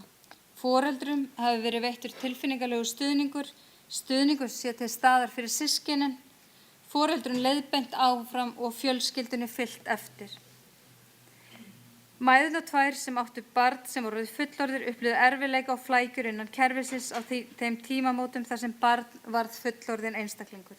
Lítinn sem engan stuðning væri að fá sem leiðbendi foreldrum áfram.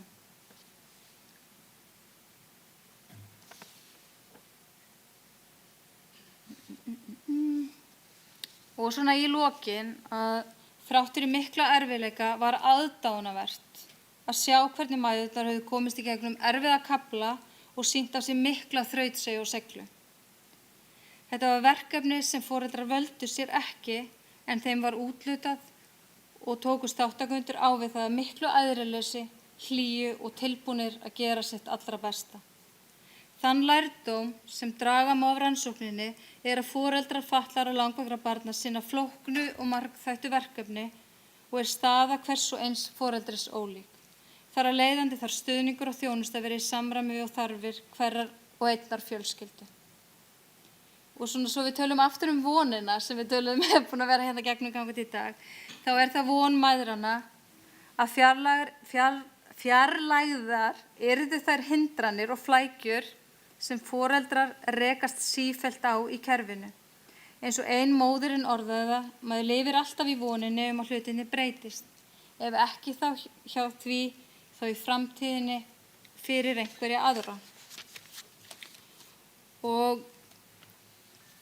mín ályktun að það þurfi að þurfa að breyta er að gera kerfið einfaldara og halda betur utan þessar fjölskyldur. Við erum með eitt tækifæri fyrir framan okkur sem eru farsældarlögin sem búið að koma hérna inn á í dag, en til þess að stuðla að farsæld allra barna í þessum fjölskyldum þurfum við að styðja við baki á þessum foreldrum og við þurfum að gera það áður en þeir brenna út.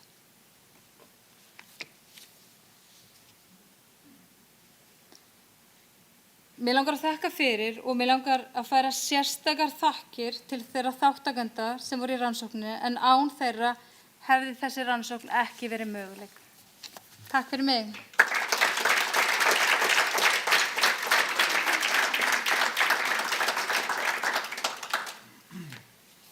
Já, kæra þakkir Ingibjörg fyrir framlag þitt bara í fræðasamfélagi og fyrir okkur hér í félaginu.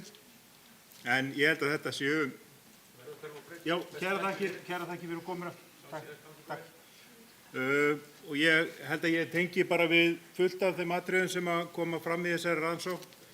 Og já, en ég ætla að fá að gefa hérna opna hljóðnemann. Ég trú ekki öðru heldur en að það séu margir sem vilja spyrja eða leggja í púk eftir þessa sem hér er.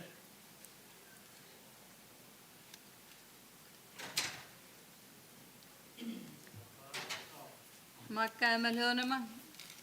Magga Mæk. Magga Mæk. Ég get alltaf að tekja fram og það kemur náttúrulega ekki fram hin hliðin í þessu, en það er ömurlegt að standa hinum megin og vera faðirinn sem að vinnur þegar móðurinn fær ekki foreldragreiðslur og það er mikið reiði og sorg í manni að hafa misst af mikið af uppeldisánum hjá hinum börnunum í raun og veru vegna þess að þú þarft að vinna 50 til 70 yfirvinnutíma á mánuði bara til þess að heimili standa á núlli eins og séu tveir að vinna, sko. Þannig að það er í raun og veru hin sorgin hinum megin, sko.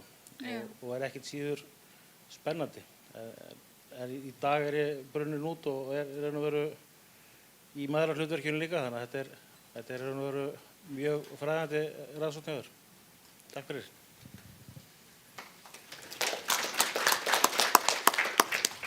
Takk fyrir.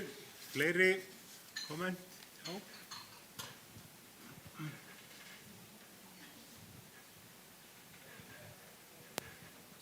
Mér langar að spyrja því þú sagðir sumi var ekki, pappar væri ekki inn á heimilinu hana. En þau hlúta, mæðurnar er ekki bara standi í þessu, þeir eru saman í þessu. Já, algjörlega. Og það var alveg þannig að og margar mæðurnar voru með stuðning frá annarkvort maka eða fyrrverandi maka. En einhverjar voru ekki með þennan stuðning og það eins og ein móðir sagði sem var fráskilin, að hún sagði að þau þurftu kannski að vera í töluvert meiri samskiptum heldur en almennt gerist og svo fólk skilji, þar sem að bara þetta verkefni er ennþá til staðar. Og það var bara áhugavert að sjá og það var mjög mismunandi hvernig foreldrum tókst að vinna þetta saman. Og mæðurnar upplifðu að kannski ábyrgðin hvíldi meira á þeim, en á sama tíma urðu papparnir, eins og kom fram, þeir urðu bara að vinna meira til þess að bara fólk myndi ná endum saman. En mér finnst líka oft að mæðurnar þurfa að sjá allt, panta allt og allt þetta, það er rosa mikið þannig. Það er eins og ef pappinn hringir eitthvað það sé ég hlusta. Já, það er reyndar alveg... Það er náttúrulega fordæmi þá hjá kerfinu, ekki? Algjörlega. Nei. Takk.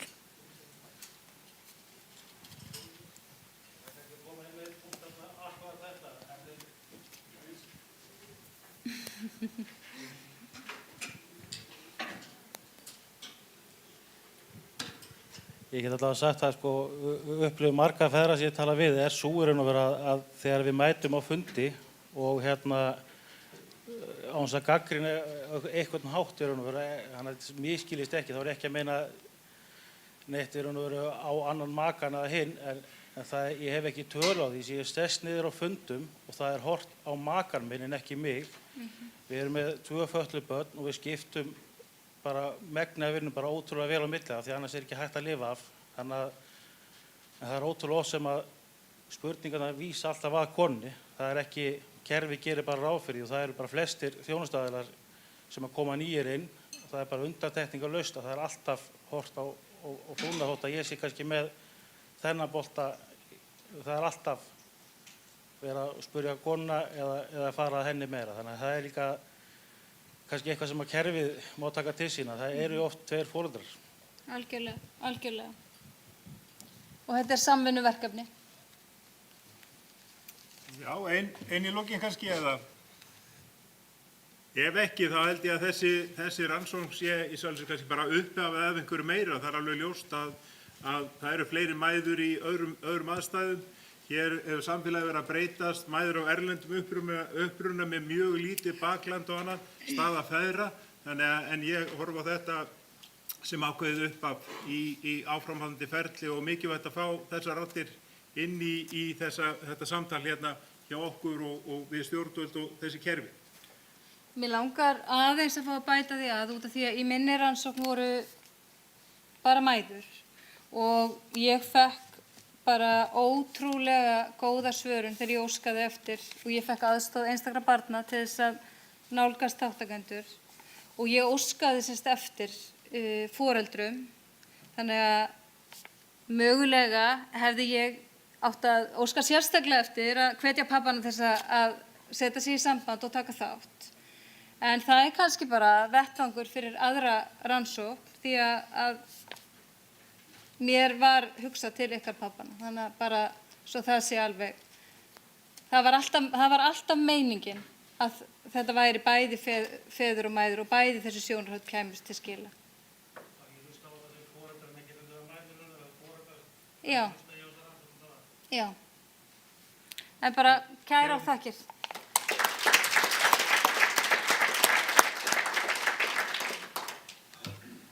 Já, þetta var ansi reynd áhugavert og verður gaman að lesa alla ritgerðin í gegn. Næsta erindi er Þórdís Jónsdóttir sem sálfræðingur og erfða á sameindalæknisfræðideild Landspítalans og hún ætlar ekki að tala veðrið en hún ætlar samt að tala skín og skúrir í greiningaferli. Gjörðu svo vel. Vil ég kannski ná ykkur í kaffi eða eitthvað, eða hvernig erum við á tíma? Já, það allt í lagi ef einhver vill. Ég er auðvitað frekar snögg, sko. Ef einhver vill ná sér snöggt kannski hinkra ná smá aðeins. næringu, vatn eða kaffi, ávexti og alls konar. Já, það er ekki í lagi. Jú, það er í góðu lagi. Það er í góðu lagi. Tala heilsufólk. Já. Það er lýsing einhver.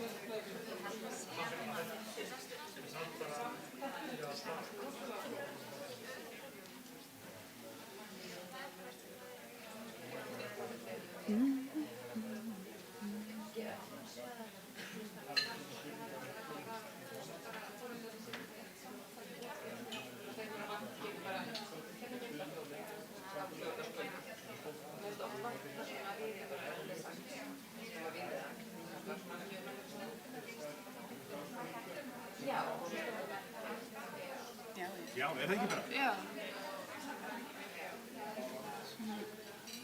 Jæja, ég vona að það sé allir búin að ná sér í einhverja næringu. Svo getum við fengið enn meira á eftir. Það verður vonandi eitthvað eftir á borðunum á eftir. Þannig að við tökum spjalli í lokin. En veðurfræðin, gjörðu svo. Já, takk fyrir. Bara til hamingju með daginn og takk fyrir að bjóða mér. Ég kannski stend hér, það heyrist betur. Já, bara gaman að vera með ykkur. Ég ákvað að hafa þetta bara pínu óformlegt og takk fyrir mjög mikilvæga rannsókn. Björg, og það vantar einmitt íslenska rannsóknir þegar maður að skoða varandi líðan og ég sem sagt vinn, þetta ætti náttúrulega frekar að vera barnaspítalinn, en einmitt fyrir marga líka bara svona tryggur að kveikja að horfa á þessar byggingar sem hafa verið alltof eitthvað langar ekkert að heimsækja. Ég stætt sem sagt, ég frá erða- og sameindalæknisfræðideild sem mjög svona stutt og auðvelt nafn og kannski einhverjir hafa hitt einhverja í mínu teymi og við erum staðsett núna hérna á Eiríksstöðum.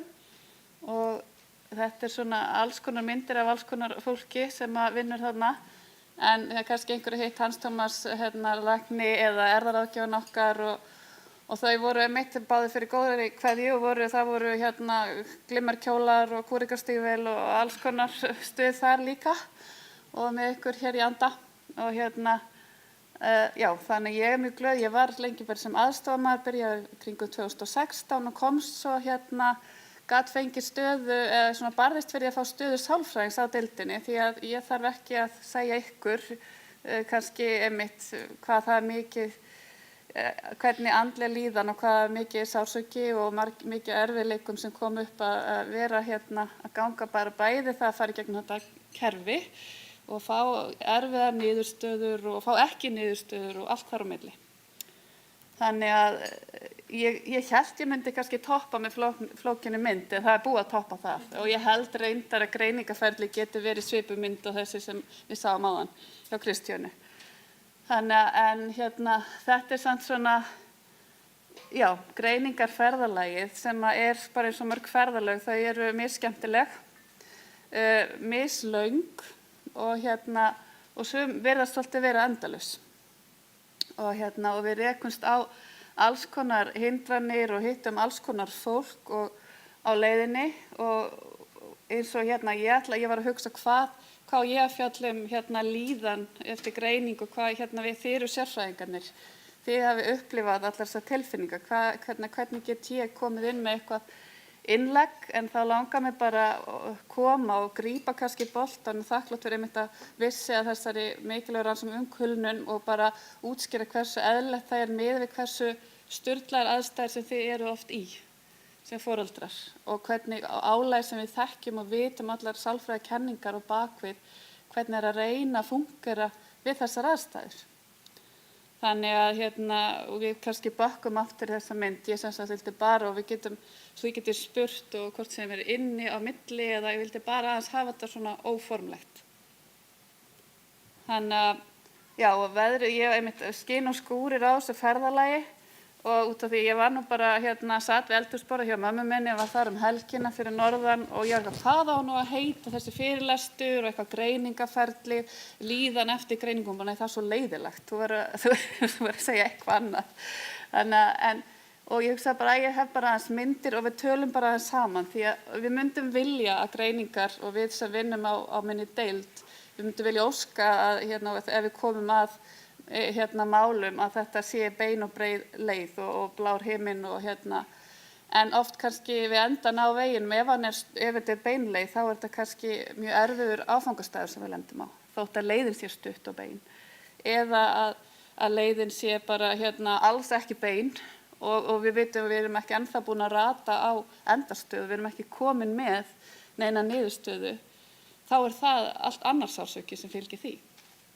Þannig að þess vegna svona, og svo er eiginlega mikil kalt, þannig að ég ákvað að vera með eitthvað svona mynda þegar vegi því að bíllinn minn algjörlega dó í gær og hann er bara á miðjum vegi einhvers staðar. Þannig að það var svona gott á mig, en oft gerist það líka. En það er kannski einmitt, þá erum við útbrunnin og það er allt stopp og það er erfið staða. Og eða eitthvað óvænt gerist. Ég reyndi, ég er ekki að taka þetta með leyfi, getur örugglega verið kærð, þetta er ekki allt myndir sem ég á þótt eitthvað sé tekið á netinu, þetta er á Indlandi. Það geta komið óvæntar eitthvað sem kemur í veg fyrir að við komumst áfram. Og þarna líðan auðvitað bara, hvað vitum við áföll, hvað vitum það að vera í erfið reynslu, þarna eins og bara kulnun kemur fram, ef að við fáum ekki svör að lifa endalaust í óvissu. Þetta andlega er mjög erfitt, það þarf enginn að segja ykkur það. Það er og við höfum þá ekki heldur eins mikla svona, getum ekki fengið lánað, eins og þú veist að segja hvaða þjónustu þurfum við höfum oft ekki ástandi til þess að hafa mikla tengingu við rökhugsun og átta okkur á því að við erum bara ekki líkamlega andlega ástandi til þess. Þannig já, bara erum við stopp í trafík, erum við að horfa á aðra bíla sem fara hraðar, eru aðri foreldrar sem erum upplifað að fá öðruvísi aðgang á einhverjum kerfum, erum við bara að hlusta á fyrirlestra eins og í dag getur svona pínu kveikt í okkur, er ég að missa einhverju, ég gera eitthvað ekki rétt, er einhver aðrir betur útbúnir til þess að fá öðruvísi þjónustu og samanburður er aldrei, og við erum öll bara oft í samanburði, en hann er bara aldrei hjálplegur því við vitum ekki, við erum að bera kannski eitthvað okkar innra byrði við ytra byrði annara en við förum í þetta, það er mjög mannlegt. Þannig að og þetta er einhver svíi sem ég ætla nú alveg að segja þetta einhver sem ljósmyndar, einhver Erik Jóhannsson, en kannski upplifið þið meira þið sé að búa til eigin vegi, heldur en að vera einhver staðar á ferðinni. Að þurfa að búa til og ryðja einhverja leið sem að tekur gífurlega orku sem að við oft höfum ekki einu sinni. Þannig sem sálfræðingur og erfðadeildin, ég hef lært einna mest af ykkur foreldrum sem ég fengi að hitta, þótt ég hef ekki verið mörg ár sem sálfræðingur og vonandi hitti bara ennþá fleiri síðan. En það sem ég sé er bara náttúrulega ótrúleg bara segla eins og kom fram og að reyna að lifa við oft bara mjög erfiðar aðstæður í mikilli baráttu sem með mjög mismikinn stuðning.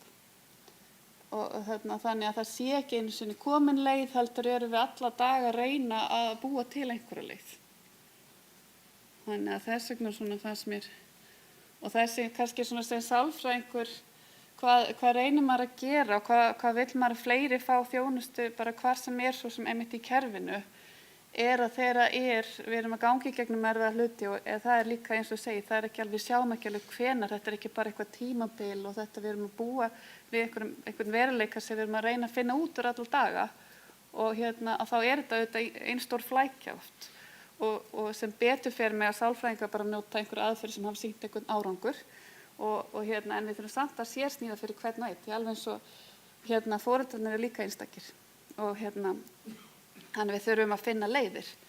Þannig að þá það þessar aðferðir, það eins og ef það áfallamiðum meðferð, þá eins og svona hugræn úrvinnslu meðferð, þá við að reyna að skoða þessar flækjur saman, skoða hvar hnútarnir urðu á leiðinni og reyna, við breytum því ekki að þær eru þarna, en aðeins að fá kannski að setja það, bara að taka í sundur og hjálpast að skoða þá með aðstoð. Þannig að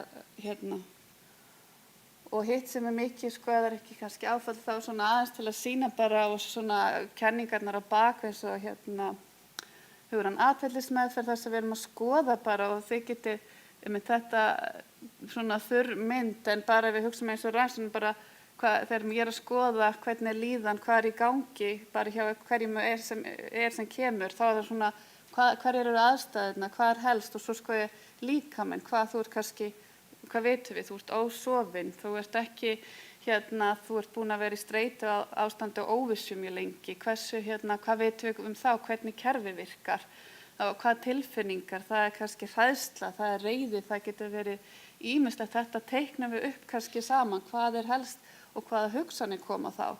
Eða það aldrei neitt að fara að hjálpa mér, það ekkert svar, eða hvað gerist næst, eða þetta það og skoða með orðum hvers og eins, hvað að koma upp, og svo hvað hegðun, hvað að gera, hvað höfum við tækifæri til að gera, hvað vitum við með tími til að hvílast, tími til að einhverja tómstundin, svo segja, við vitum kannski fullt af hlutir sem gætu hjálpað, en er pláss fyrir það? Getum við eitthvað nýtt eitthvað þessi bjargráð sem eru? En getum við þá reynt einmitt að bæði auðvitað berjast fyrir því í kerfinu, og getum við að fundi leiðir til að einhvern veginn þannig að oft við kannski bara að byrja að skoða líkamann, getum við eitthvað varðandi svefnin, varðandi hvernig það þar, eða því að í rauninni það væri frábært og maður kannski einhver fengi bara, getur ekki bara reynt að vera jákvæð, getur ekki bara, nei, þú veist, það virkar ekki, við erum ekki að fara að segja það, við erum að fara að skoða hvað getur við samt mætt þessum hugsunum og bara verið forvitin þar og fengi hjálp við það, og hvað erum við að gera, það þar, við erum ekki að fara að segja hætt, það bara ekki að vera líða svona eða verður að hætta, þú veist, það virkar ekki, en við sem betur fer með ákveðnum aðferðum getum við fengið smá aðstoða kannski að skoða hlutina sem við erum að gera ef það hægt, og skoða hugsanirnar líka og mæta þeim. En það aftur á móti sem við vitum að þegar við erum komin í mikinn kvíða, þegar tilfinningin er mjög sterk, þá höfum við ekki þessa tengingu við rökhugsun til þess eitthvað að fá að róa okkur. Það bara búið að sýna, þú veist, þá erum við bara þannig í náttúrulega langvarandi streitu og kulnunar ástandi, þá erum við akkurat í ekki þessari tækifæri til þess að, heyrðu, já, manni vantar þetta og ég veit þú veist, þá þurfum við helst að fá þá lánaða pínu rökhugsun og hjálpa stað, sem ekki alltaf í boði. Þannig að það svona það helsta sem ég fannst, að það þetta, kannski að við fáum meiri skilning og bara auðvitað þetta að bíða svona þetta mismunandi, þar sem ég skoða aftur þetta greiningarferli myndina, að það náttúrulega mjög ólíkt bæði það að vera, hvað þetta? Þú veist, þú getur fengið, eins og sagt, það mismunandi niðurstöðnar greiningar verið mjög misjöfn, það getur verið góð niðurstaða, það getur verið mjög erfið niðurstaða eða engin niðurstaða, og það mjög ólíkt. Og þarna ég náttúrulega að tala út frá svo sem erfðafræðin, út frá þessum út af svo auðvitað sem finnum við aldrei erfðaskýringu, þó við séum bara mjög vissum að það sé, þá erum við að bíða eftir einhvern veginn tækninni, þá erum við að bíða eftir að út af hún að þróast, og við vitum að með nýjum leiðum og nýjum tækjum, og þá finnum við svarið, og það einhver sem búin að bíða í 18-20 ára, segjum að bíða áfram, það ekki gaman, og það ekki auðvelt, út af því að flestir í svona ferli að lifa lengi í óvissu það sem tekur einna mest af fólk. Þó að sé líka mjög erfitt að fá erfiða niðurstöðu þar sem en erfið niðurstöða því líka stundum að við vitum kannski mikið framvinduna, eða bara við vitum mjög lítið og við erum að gefa fólki þær niðurstöður. Það finnst manni líka mjög erfitt. Það gæti ekki verið smá svona eða bara eitthvað allt annað. Þannig að þetta svona svo ólíkt. Þannig að, já, veðrið og umferðin, það var svona það sem ég fór að hugsa þegar ég fór að hugsa þessar mismunandi leiðir og þetta fólk sem ég svo heppið að fá að hitta og tala við.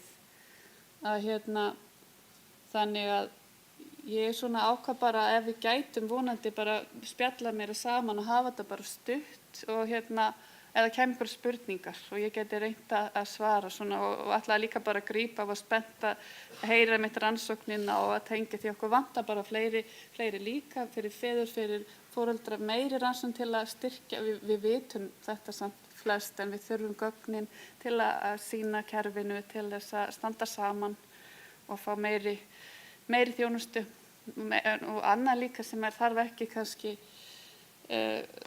viðmót einmitt eins og kom fram. Hvernig fagaðilar koma fram að það sé hlustað, að við upplifum að það sé hlustað á okkur.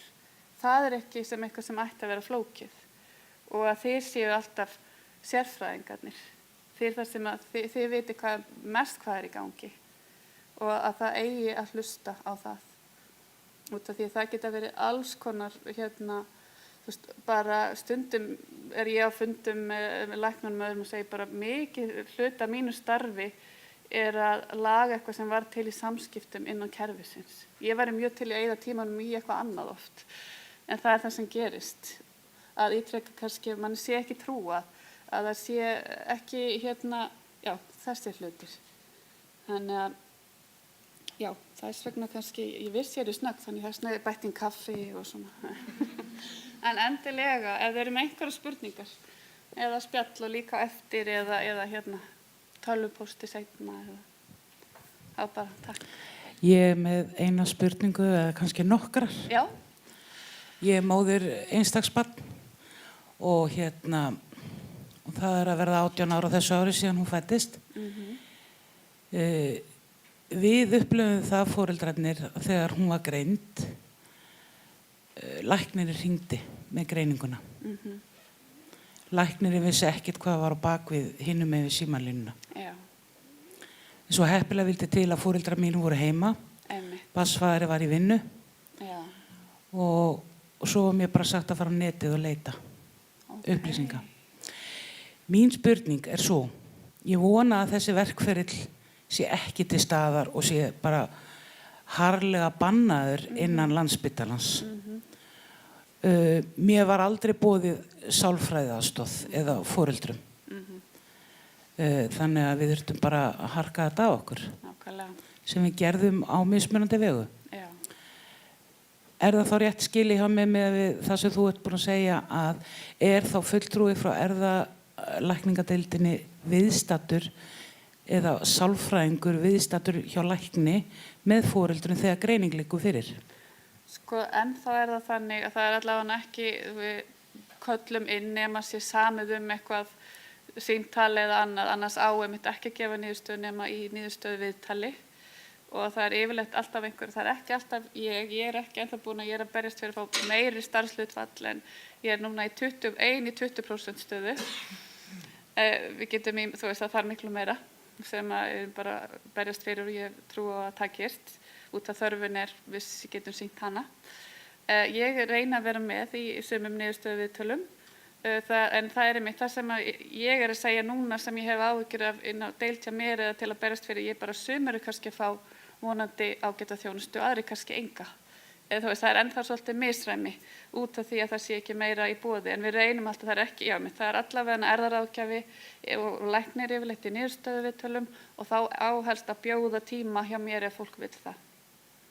Og þá finna út úr og þá það kannski stuðningsviðtöl til að finna út úr vandan og ég get kannski ekki fylgt öllum eftir en þá ef ég sé og geta aðstoð og fundi þá út úr eða þarf að vinna með kvíða, þunglyndi, svo einmitt það gerist ekkert í tómarum, hvað hinum einn á línunni, hvað var annað að gerast þennan dag, hvað búið að gerast hvernig staðan hvað þarf að grípa og gera, að reyna þá að finna út úr því með hjálp, félagsráðgjafa og ég reyna að finna út úr því. Mér finnst þetta dálítið sorglegt eftir alla hana tíma að þjónustan sé ekki orðin betri með allri þessari vitunduvakningu sem hefur orðið. Já. Þannig að bara og við erum að reyna virkilega mjög sorglegt. Já, vonum verði ennþá meiri en ennþá ég ein á þessari deild en reyni þá koma inn á líka geðsviðið og grípa fleiri en ég segi þetta bara, ég myndi geta sagt annað en ég veit að það eru fólk sem ekki upplifað að fái næga aðstoð og kannski ekki gripið ef einhver læknir gleymir að segja frá eða eitthvað ef ég ekki með. Já, fleiri spurningar?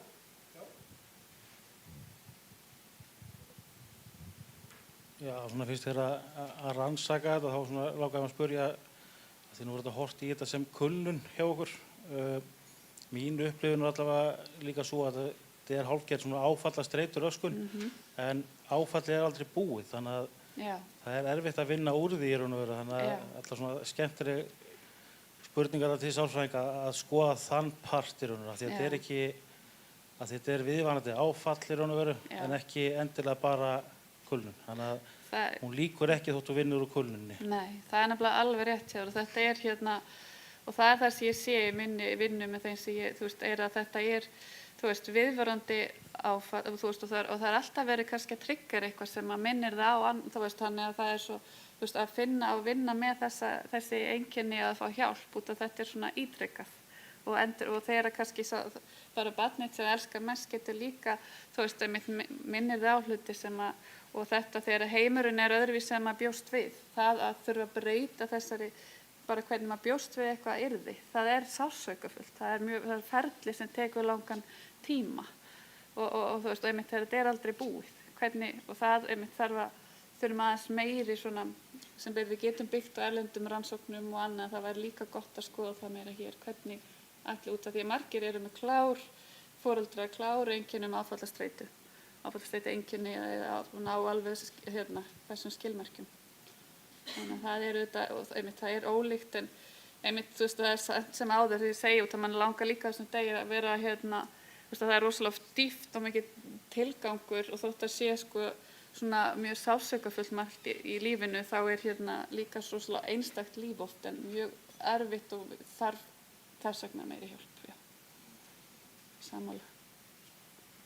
Já, herðu. Ég held að við þökkum bara kærlega fyrir. Já, það var einn fyrirspurn hérna. Nei, var það ekki?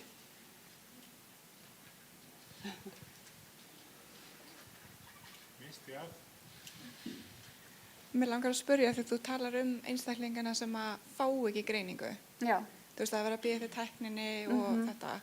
Þú veist, hvaða réttindi hafa þau og þú veist, hvernig er þjónustan í kringum þá einstaklinga sem einmitt vita að það sé en það vera að bíða eftir tækninni. Já, ég ætlaði eiginlega einmitt að segja meir það í rauninni því að þarna er kerfið ekki, þú veist, það getur bara opnað svo margt þegar við erum að vinna með fólki að það skiptir ekki máli að sé komið eitthvað nafn eða eitthvað en það getur breytt öllu í kerfinu, hvað verður í boði og annað. Þannig að þar sjáum við mjög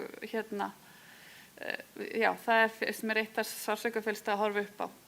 Að ef okkur, þú veist, okkur vantar tæknina, við erum alveg vissum með allt sem við sjáum við einstaklingin að það er mjög bara, það er einhver við ættum að geta fundið erfðaorsök en við finnum það ekki og þá þótt að þörfin sé kannski augljós, þá er kerfið ekki út af því það er erfiðar og vonandi verða breytinga á en þá er erfiðar að tekja ykkur box til að opna hvað sé í boði fyrir þetta eða hitt. Þannig að ef það svarar já, það er sko, ég held að þeir lenda oft í meiri vandræðum þegar það er ekki komin greining. Og þeir eru þá ekki með neitt ferli inn á erfðadeildinni til þess að aðstoða þetta fólk með beggina sem lendir á varðandi það að fá ekki þjónustur? Sko, það þarf klárlega einmitt hver, þú veist, maður, hvort það geti verið, það er ekki komið eitthvað svona ferli, það er komið, við erum kannski reynum að setja okkur í sambandi, okkur þyrftu líka félagsáki aðra til þess að hjálpa okkur hvernig ég var berjast fyrir. Getum við sendt greinagerðir, getum við hvernig, hvað ég var að gera á meðan. Það er ekki komið ferli, nei, því að þá er ennþá, ef við erum ekki með eitthvað sem getum sagt, en þá er við í svona kannski barnalega bara, já, það er augljós þörf og meðan við finnum ekki einhver erfðaorsök þá er samt bara kerfið hlýtur að grípa þessa einstaklinga. En meðan við höfum ekki eitthvað sem að við getum sagt, þetta er líka kassalega allt í okkur, það tekja öll bóksinn og rannsóknir þarf að sýna þetta, þá en það er spurning og það er eitthvað sem við erum algjörlega opin fyrir, bara hvað getum við gert þarna á meðan og hver á að gera það. Einn örstuð í lokin, svo vel. Já, sko, þegar dóttir mér fór í greiningaferli, 2 ára, þá var hún einmitt ekki sett í þessar neina rannsóknir, almennilegar, og það er fyrir tilviljun, þegar systirnar fæðist, þá sko, 7 árum setna, 9 árum setna, að þá er hún með skjaldkirtlagalla, og þá fer systirinnar sem eru í einstökum börnum í þessa gena rannsókn og lífsgæðin hennar eru bara verða ævinlega skert vegna þess að það var ekki farið í rannsókn á sínum tíma. Hvernig er hvatt til þess að börn séu fyrir eitthvað sendi í þessar rannsóknir í dag og Gerir fólk sér grein fyrir kostnaðanum við í raun og veru þetta að veita ekki snemmtæka íhlutun? Það vona ég innilega og ég held að sé frekar mikill munur ef við hugsum 5 ár aftur í tíman, 10, 18, 20, mjög mikill munur. Talfræðilega einmitt væri bara svolítið, við þyrftum kannski að setja svolítið fram til að eiga, en ég held að sé mjög mikill munur núna og það mjög, reynum að prófa sem mest það sem ég sé. Nú tala ég sem sálfræðingur en ég vinn mikið með læknunum og mér finnst það reynt að leita að sér allan grun og gera meira en minna. Og því fyrir því betra og ég meina að við getum fyrir utan augljós bara lífsgæði og hversu mikilvægt það bara heilsu hagfræði annað getur reiknað út bara hversu mikilvægt það akkurat að gera þetta fyrr. Heyrðu, það allra síðast spurning. Púlsar, gjör svo vel. Ég er faðir sem sagt einstaks og þetta sem að þú varst einmitt að tala við lentum í því að við vorum að bíða eftir greiningu þar til hann var tæplega 12 ára sko og eins og þú sagði réttilega áðan að það ferli gríðarlega erfitt og sérstaklega í ljósi þess að það þarf oft þessa greiningu til þess að fá aðstoð. Og það eitthvað svona sem að ég var að hugsa hérna rétt áðan að eins og með Reykjavíkurborg og félagsþjónustuna að það kannski eitthvað sem að þyrfti að kíkja sérstaklega á í félagsþjónustunni að það þurfi ekki endilega greininguna eins og kerfið í dag það á að taka við öllum en það hygstar alltaf rosalega mikið vegna greiningaleysis. Barnið er vissulega fatlað og það tikkar í alveg hellingaboxum en það ákveður ekki heima samt sem áður. Og meðan fjölskylda, systkini og foreldrar í svo miklu limbói og þurfa að berjast miklu ítarlegra fyrir réttindi barnsins og okkar og ég meina við fengum ekki hjólastóla eða hjálpatæki eingöngu vegna þess að hann var ekki með greiningu.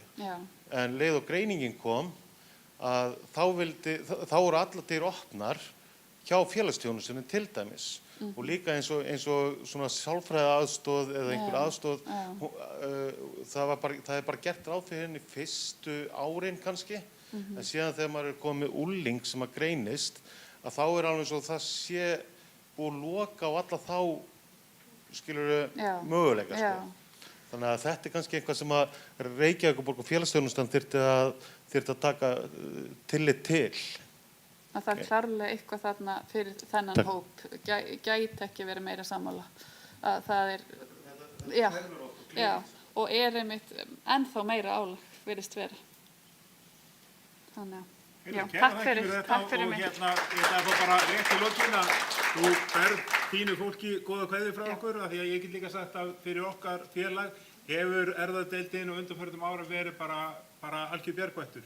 Þannig að þú mátt bera góða kveðjur og vonandi eykst stöðuhlutfallið til að geta veitt enn betri stuðning. Og það má alveg senda post og fá þótt einmitt að fá tíma seinna þó þessi liðið og þannig að og svo það náttúrulega líka í félaginu okkur eru börn sem að koma inn ógreind sem að hafa ekki greiningu en augljóst að það einhver erfðafræðilegur eitthvað sem erfðafræðilegt þó hafi ekki náðst að setja nafn á það.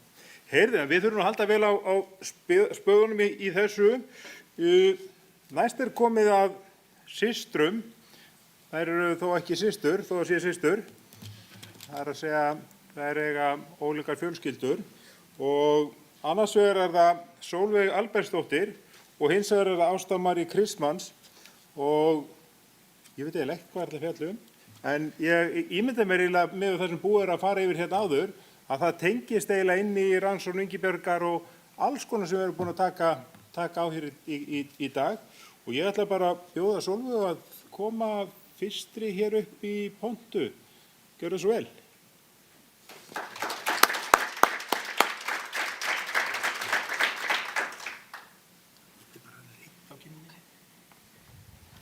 Veitu hvað ég heita? Já. Daginn, ég heiti Sólveig Albertsdóttir og ég systir Kristínu Lífar, einstaks barns. Kristínu Líf með Williams heilkenni. Í stuttu máli Vilhjálmsheilkenni galli í litningi nr. 7 og orsök gallans má rekja til stökkbreytingar á erfðaefnum sæðis eða eggs. Eitt af hverjum 10 til 20.000 börnum fæðast með Vilhjálmsheilkenni. Þessu heilkenni geta fylgt alls konar kvillar, sérstakt atferli, sérgáfur og þroska þrávik. Kristjana Líf 15 mánuðum yngri en ég, svo ég gerði mér ekki grein fyrir því en 6-7 ára aldur að hún væri eitthvað öðruvísi en önnur börn.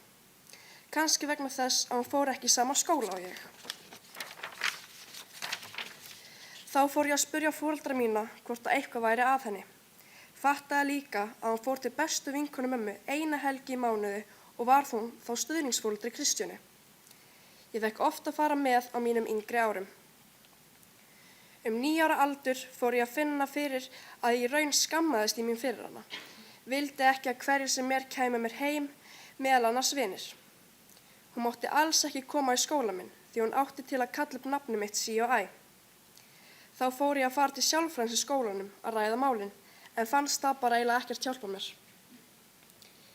10 til 11 ára fór ég í systkinasmiðjuna. Vissi þá að fleiri krakkar ættu systkini sem varu jafnvel meiri fötluð en mín systir. Fannst ég kannski vera pínku heppi með mína systur. Allavega gat hún gengið, gat gert sér nokkurn veginn skiljanlega og hægt að eiga vitræn samtöl við hana. Og í dag getur hún skrifað og lesið. En það tók alveg smá meiri tíma. Hún alltaf ljúf og góð, en ég þoldi hana samt ekki. Mér fannst eins og hún fékk miklu meiri athygli og mér fannst það mjög ósanngjarnt og eiginlega bara rosalega sárt. Fór bara öfuga átt í lífinu og fór eftir neikvæðum athyglum. Í raun var ég bara óþolandi krakki. Unglingsárin nálguðust og mér fannst hún bara alltaf fara í taugarnar á mér. Og mér byrjaði að líða illa. Mamma og pabbi voru í miklu afneitun þegar ég sagði þeim að ég hélt að ég væri með ADHD. Mér gekk ekki vel í skólanum, var alltaf með athyglina annars staðar og var alltaf mjög hress og orkumikil. En mamma var í því að koma mér einhver námskeið til sjálfhjálpar og styrkingar eins og Hvan. Þegar ég fór í Hvan var það með systkinum einstakra barna. Fékk þar að heyra alls konar önnur systkini sem voru í einstöku börnum. Ég var hins vegar mjög heppin með mína systur. Líka allir skildu bara hvort annað. Ég var ekki eina sem leið eins og þau fá minni athygli og líka sum sem skömmuðu sín fyrir sín systkini. Varð fyrir einelti í skólanum svo úr verður að ég skipti um skóla. Ekki batnaði samskipti okkar systra. Ég bara þoldi hann ekki. En byrjaði alveg að koma með vini mína heim. Mér fannst ég ekki þurfa að skammast mér lengur fyrir hana. Enda vini mínum fannst hún bara vera rosalega krúttleg. Í nýja skólanum fekk ég frekar fljótt greiningu á ADHD. Þá var ég bara komin í ömurlegan félagsskap og prófaði hitt og þetta. Var komin með óþægilega marga fylgjendur á samfélagsmiðla og stundum postaði ég mynd af Kristjánu minni og mér finnst mjög leiðilegt að segja það, en ég fekk fullt af leiðilegum og ljótum skilaboðum systur mína. Bara einhver sem höfðu á móti mér til að draga mig niður eða sumir sem vissi ekki neitt hverju væru. Ég fór 2 svar með fjölskyldunum minni í gegnum MST frá Barnaverndarstofu, sem gerði mér gott. Ég treysti mínu meðferðaraðila, hún kom með margar og hjálplegar hugmyndir til að bæta sambandið hjá mér og fjölskyldunni og líka leiðir svo ég geti lagað sambandið hjá mér og Kristjánu. Samskiptamunstur fjölskyldunar fór batnandi eftir þá meðferð. Ég fór að þroskast eftir grunnskólan og smátt fór ég sjá hverslags gullmáli hún Kristjána mín er. Ég geri mér alveg grein fyrir því í dag hversu heppin ég er. Hún er sífellt að hrósa í kringu sig, er orðspör að láta ljós í hversu vænt henni þykir fólkið sitt og mig. Hún er föst í sinni rútínu og það er mjög erfitt að breyta því. Henni líður líka vel. Ég þroskaðist og er ennþá að þroskast meðan hún er ennþá 6 ára barn í þroska. Í framtíðinni veit ég að ég verð sú sem hugsar hana og styð þegar foreldrar okkar falla frá eða jafnvel fyrr. Mér fannst það einu sinni rosalega böggandi en í dag myndi ég ekki geta hugsað mér betri systur. Takk fyrir mig.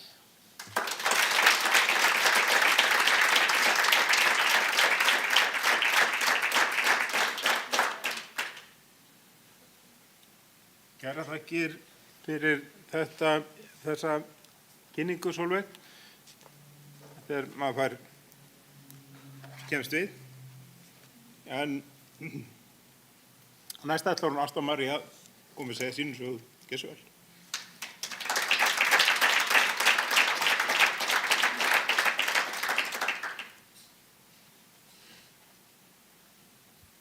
Góðan daginn. Ég heiti Ásta María Kristmanns og ég er eldri systir hans Inga sem er með sjaldgæfan litningagalla, heitir 2Q37 Dilation syndrom og hann var greindur seint. Það var svolítið óvissa áður en að greiningin kom hvað það var og var mjög erfitt að útskýra fyrir fólki hvað var að honum. Og af þessum galla eru bara 400 tilfelli greind í heiminum, þannig að hann er partur af einstökum börnum. Helstu einkennin sem að Ingi er með eru þroskaskerðing, stoðkerfisvandamál, lítil vöðvaspenna, einhverfa, hjartagalli og nýrnagalli. Þrátt fyrir það er Ingi ein jákvæðasta manneskja sem ég þekki. Ótrúlega skemmtilegur og opinn, en á sama tíma getur hann verið mjög krefjandi og mikil orkusuga við þá sem standa honum næst. Hann hringdi í mig áður en ég kom hérna og hann hringir í mig oft á dag og svona orkusugu parturinn af þessu, en hann hringdi í mig og spurði mig strax bara, ertu kvíðinn? Og ég alveg, já, aðeins, og svo alveg, en þetta verður bara gaman, þetta verður ekkert mál og bara hann er bara mesti peppari í heimi. En þegar ég var að alast upp þá fann ég lítið fyrir fordómum eða slæmum áhrifum þess að eiga bróður með fötlun. Allir í hverfinu okkar þekktu Inga og bara dýrkuðu hann. En það sem ég fannst svolítið erfiðast á unglingsárum við að eiga bróður með fötlun var samanburðurinn. Ég var að bera hann saman við krakka á hans aldri og fannst erfitt að sjá samband systkina sem voru á sama aldri og við Ingi. Ég hugsaði mikið það hvernig okkar samband hefði orðið ef hann væri ekki með fötlun. Ég tók á mig mikla ábyrgð á honum, bara frekar ung, og fylgdist vel með honum og passaði upp á honum liði vel í skóla.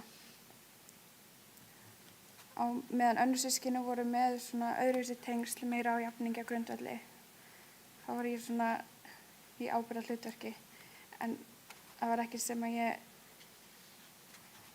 var eitthvað, mér fannst það bara mjög sjálfsagður hlutur, það bara gerðist einhvern veginn og ég pældi aldrei í því að mér finnst það erfitt eða neitt.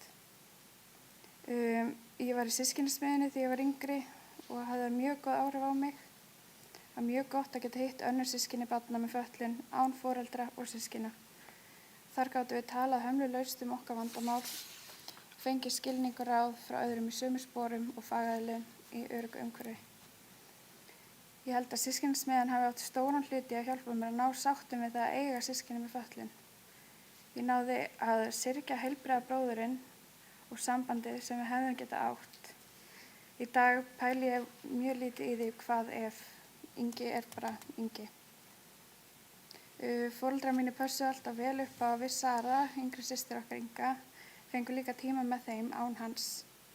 Því eðlilega fór mikil athygli og orka í að sinna honum.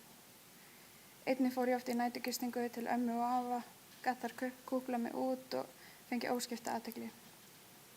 Ég átti það líka til að vilja ekki trufla mömmu og pappa með mínum vandamálum, því mér fannst þau hafa nóg á sinni könnu og vildi ekki bæta honum það. Þau tóku þó fljótt eftir því og hjálpuðu mér að átta mig á því að mín vandamál væru ekki minna vægi en hans, þó að hans vandamál væru kannski stærri eða flóknari.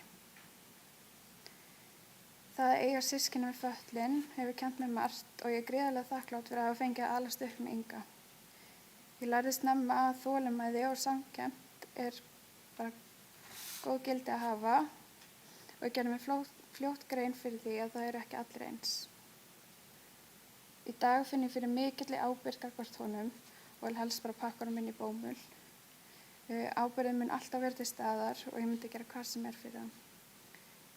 En ég átti það til að taka á mig aðeins svo mikla ábyrgð og var meira svona eins og mammans frekar en systir. Ég hef lært að með tímanum að láta ábyrgðina ekki hafa of mikil áhrif á mig. Ég hef alltaf fundið fyrir mikilli þörf til að vernda hann og passa upp á honum líði vel. Fyrir mér það svo sjálfsagt og hefur verið til staðar frá því að ég man eftir mér. Þegar ég horfi til framtíðar sé ég fyrir mér að ég muni hugsa hann og hefur það aldrei verið spurning. Ég man eftir því ég var 10 ára átt að gera verkefni í skólanum hvernig ég sæi fyrir mig framtíðina að þá skrifaði ég að Ingi myndi búa hjá mér. Og ég hugsaði alltaf að þegar ég myndi kaupa mér hús þá þyrfti að vera herbergi fyrir Inga. Við eigum mjög gott samband í dag og hann minn helsti peppari og eftir að ég flutta heiman öðlaðist ég meiri þolinmæði gagnvart honum og hefur það gert samband okkar betra. Ég á frábæran kærasta og tengdafjölskyldu sem hafa tekið honum með opnum ermum og er mjög þakklátt fyrir það því það alls ekki sjálfgefið. Ég er virkilega þakklátt fyrir þann lærdóm sem Ingi hefur kennt mér og það að alast upp með bróður með fötlun hefur haft áhrif á það manneskju sem ég er í dag. Ég ákvað snemma að ég vildi vera hjúkrunarfræðingur og ein af mínum fyrstu vinnum var á hjúkrunarheimili, byrjaði þar 17 ára, lærði sjúkraliðan í menntaskóla og mun útskrifast núna í sumar sem hjúkrunarfræðingur. Og ég tel að Ingi eigi bara mestan part í því að ég fór á þessa braut. Og bara takk fyrir mig.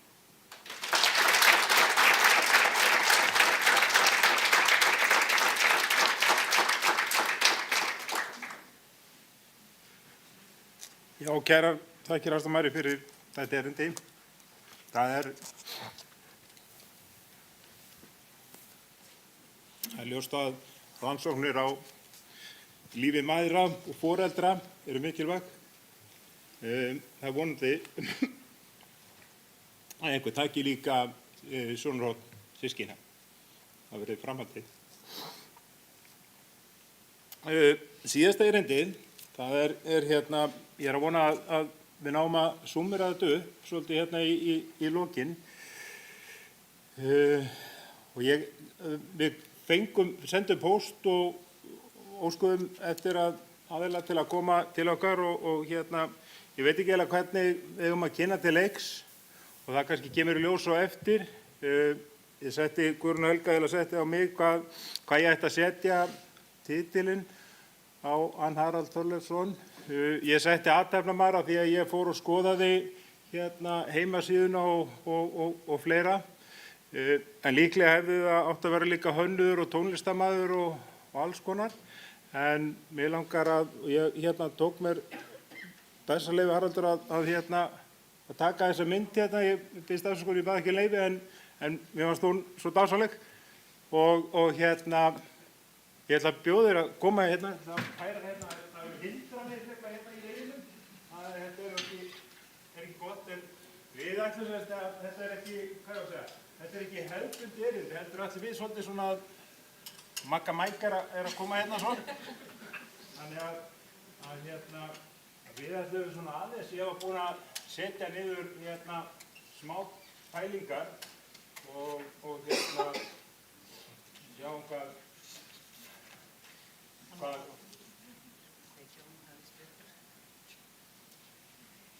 Halló. Takk fyrir. Hvernig gerist það? Kæra þakkir Haraldur fyrir að gefa þér tíma til þess að vera með okkur hérna í dag. Já, takk fyrir að bjóða mér. Á ég að tala í þennan hérna? Ég veit ekki hvort er hægt. Nei, það er kannski ekki hægt hérna. Það er svo leiðilegt samt að standa, en ef gætum við sett hann á milli okkar. Kynkum það. Eða bara tekið mækinn sjálfan og haldið á. Ég er svona kannski svona, sleppur til. Ef þið færast nær hver öðrum. Það er ekki vandamál, það er bara lausnir. Sleppur á til. Alright. Já, ég enn og aftur bara kæra þakki fyrir að gefa tíma til að koma til okkar hérna hjá einstökum börnum. Og mér langaði eiginlega semst í upphafinu til þess að fá þig til að segja okkur svona stuttlega frá þér, bakgrunni þínum, og ég var að reyna að vorða á því að þú leikur mörg og skjöldum og ég vissi ekki hvað ég ætti að setja í starfstitil og kannski bara svolítið af þín ævi í upphafi. Já, ég heiti sem sagt, kallar Halli. Ég ólst upp hérna í Reykjavík, ólst upp hjá foreldurum sem að skildu þegar ég var ungur. Ég er á hálfbróður sem ég umgengst ekki mikið en mér fannst systkinaspjallið hérna áðan vera mjög áhugavert. Ég greindist með vöðvarítunarsjúkdóm þegar ég var mjög ungur, var með ranga greiningu mjög lengi og vissi raun og veru ekkert hvernig þetta myndi þróast. Og síðan fór ég í gegnum lífið og fór í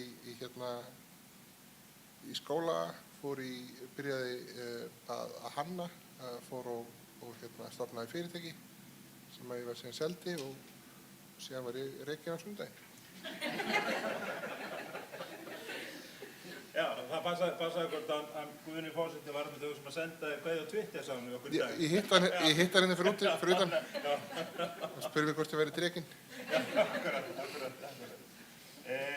En það var eins og við þekkjum líklega flestir inni og vitum af að þú hefur komið að verkefni sem að ég setti nú einhvers staðar niður að rampar sem átti kannski að vera lítið verkefni í upphafi og mér langaði kannski aðeins að fá þau til að segja okkur af eiginlega tilurðinni og hvernig því verkefni hefur verið tekið og svona viðbröðum úr samfélaginu. Þín sýn á það? Ég er búinn að búa úti með fjölskyldu minni í nokkuð mörg ár. Við fluttum síðan heim fyrir, heyrist í okkur? Já. Við fluttum síðan heim fyrir 2 árum og ég fór svona fljótlega eftir fluttum heim að hugsa mikið það að það væri að aðgengi á Íslandi væri nú ekkert sérstaklega gott eftir að hafa búið annars staðar. Það er náttúrulega misjafnt aðgengi eftir borgum. Og síðan var ég niður í miðbæ með krökkunum mínum og konunum minni og við sonur okkar var 3 ára þarna og hann vildi fá sér eitthvað að drekka og fór og bað að myndi fara í einhverju búð sem var hérna á horninu. Við fórum þangað og ég sá að það var trappa á búðinni og í svona 5 mínútur og meðan þau voru inni þá horfði ég á tröppuna og hugsaði hvað var nú lítið mál að laga þetta vandamál. Og við þá ákváðum að byrja þetta verkefni fyrst römp með Reykjavík sem voru 100 römpar og það var bara svona skot út í loftið aðtöku hvort það hafi verið hægt og síðan þegar það var komið þá ákváðum við að byggja 1000 viðbót og síðan breytti Guðni því í 1500. Það eru komnir 450 eitthvað svoleiðis og þannig að það eru rétt rúmlega 1000 eftir. Þannig að þetta hefur gengið mjög vel. Það er langflest sem við höfum talað við eru bara mjög opin. Það er 1 og 1 og ég hef ekki sagt neinu frá því en búðareigendinn á búðinni sem var upphafað þessu öllu neitar að fá fram. Og það náði hann bara ekkert svona. En almennt séð þá hefur bara verið mjög gott. Var ekki Ásgeir í morgun? Ásmundur? Jú, hann var í morgun. Hann hjálpaði okkur að komast í gang. Guðni hefur verið mjög liðtækur. Það hefur bara borgin dagur. Það hefur bara allir eiginlega verið með, sko. Og við sjáum að bara svo ég tala nú ekki sé nú alveg sveitamæður en bíðastöru Selfossi, en við sjáum einmitt hversu mikilvæg svona verkefni að koma þeim á stað og þá er stundum auðveldar að fá einhverja með sér í lið. Jafnvel þegar forseti bætir einhverjum tölum við í beinu útsendingu og erfitt að taka það tilbaka, að það verður auðvitað hvetjandi fyrir þá sem að því koma. En nú er þetta svona verkefni sem verður til þar sem að þú sér á bara eigin skinni að þarna þarf að breyta einhverju og kannski ekki stórmál miðað við þetta. Er einhver fleiri svona verkefni, því ég setti nú þarna niður hvort það væri eitthvað fleira svona sem þú hefur reikið á og velti fyrir þér að því að það sem ég séð að þú ert drífandi og kraftmikill og það þarf ekki alltaf eitthvað vesen, heldur bara gengið í máli. Er eitthvað fleira svona sem þú sér fyrir þér? Í aðgengismálum þá við töluðum mjög mikið af fólki og mjög eðlilega þá fór fólk að tala fullt af öðrum vandamálum. Það er aðgengi fyrir fólk sem er með slaka sjón, aðgengi fyrir fólk sem er í hjólastól og þegar það kemur inn dyrnar og hvernig er aðgengi að klósetti eða lyftu eða eitthvað. Þannig að það er bara endalaust. En við ákváðum eiginlega bara að þetta væri nú alveg nóg til að byrja með. Og erum bara mjög fókus á það að byggja bara rampa. Það er koma alltaf upp hugmyndir hvort það verði ekki byggja lyftu á þessum stað eða gera eitthvað annað á einhverjum stað. Og það er allt svona mjög verðugt, en við svona eiginlega bara ákváðum það að þetta væri það sem myndi hafa mest áhrif á sem hraðastar hátt fyrir sem flesta og í þessari aðstöðu. Og þannig að það hefur verið svona fókusinn, síðan erum við náttúrulega í alls konar öðru verkefnum sem tengist ekki endilega aðstoða fólk með fatlanir. En þetta er svona það sem stendur upp úr. Og svona verkefni getur þá líklega ítt undir, eins og tala lyftur og annað aðgengi, þegar rampurinn er kominn að þá kannski grípa aðrir aðilar boltan og bæta úr öðru aðgengi þegar henni er kominn. Já, ég held að þetta hefur alveg áhrif, sko. Við höfum alveg fengið mjög mikið af fregnum af því að fólk hefur byggt og lagað til inni á sér eftir að við erum búin að rampa upp fyrir utan. Af því að þegar þú ert komið með einhvern í hjólastól inn fyrir dyrnar, þá er svolítið erfitt að hunsa það að sá aðili bara er í vandræði með að komast kemst ekki að klóstið eða þarf að gera eitthvað. Þannig að það hefur alveg ítt við einhverjum, þannig að er mismunandi hvernig fólk tekur þessu. Það var nefnilega til dæmis til að byrja með, þá fengum við mikið að heyra það að fólk að þyrfti ekki í ramp af því að það kæmi enginn í hjólastól. Þannig að það vonandi hefur breyst. Þannig að þetta breytir hugafari vonandi einhverja líka. Ég vona það. Nema búðareigandar. Já, nema þessi eini hérna. En það kemur, með grötsíðu. Það var ein lítil spurning að það var búin að setja niður svona þrjár pælingar og kannski svolítið svona til að summera upp það sem við erum búin að tala hérna í dag. Það er alls konar kerfi og alls konar sérfræðingar og alls konar hindranir sem eru. Þær eru kannski mjög stórar en stækka í þessu. Og það langaði mig ég aðeins hugsaði þetta og velt fyrir mér að við erum innan við 400.000. Þú hefur búið í löndum þar sem að það er þessi ekki nánast í einni blokk en í milljóna borgum. Stundum þessi tilfinning að Ísland með þetta fámenni að við séum með óþarlega mikið vandamál. Og af því að ég veit að þú hefur verið að vinna í alls konar teimum, hvort að þú sæir fyrir þér, vonandi lausn, þetta er tekið upp, þannig að við fáum lausnina hérna vonandi bara á bókjum núna, en hvort þú sjáir fyrir þér einhvern þann verkferðilega þær lausnir sem gæti orðið til þess að kerfi og þjónustu veitendur innu þéttar saman og systkini og foreldrar mæntu færri hindrun. Þú sjáur svona eitthvað vettvang, hvernig er þetta þétta þessa ræð? Þetta er lítið spurning. Já, þetta er einfalt. Ég byrja að segja nei, sem ég ætla að hugsa. Ég held að vandamálinn alltaf á Íslandi er, sko, önnur systirinn áðan sagði, ég held, ef ég skildi hana rétt, þá er bara 400 manns í heiminum með sjúkdóminn. En meiri segja með sjúkdóm þar sem er kannski 1 af 20.000 eða 1 af 100.000, þá erum við bara rosalega fá. Það er rosalega erfitt að vera með öll úrræði til staðar fyrir sko, tilfellir sem eru bara breiða aðeins út af vanninum. Það er rétt svo að við náum að passa upp á að sko, fólk með mismunandi hárlit sé í lagi. Þannig ég veit ekki alveg hvernig ég er að gera það. Ég held það sem mér hefur tekist best til er að reyna að finna, smætta svolítið vandamálinn, finna það sem hefur mest áhrif á sem flesta. En það er alltaf því að það eru alls konar tilvik sem að falla út fyrir borð og báru. Þannig að ég er kannski ekki alveg rétti aðeins til að svara þessu. Þannig að við hefum kannski að greina fyrst betur eða fókusera á... Ég myndi halda, alls ekki sérfræðingur í þessu, ég myndi halda að ef það er ekki gert að við ættum að vera miklu dýrlegir að vinna með verið í sambandi við erlenda sérfræðinga og erlenda stofnanir.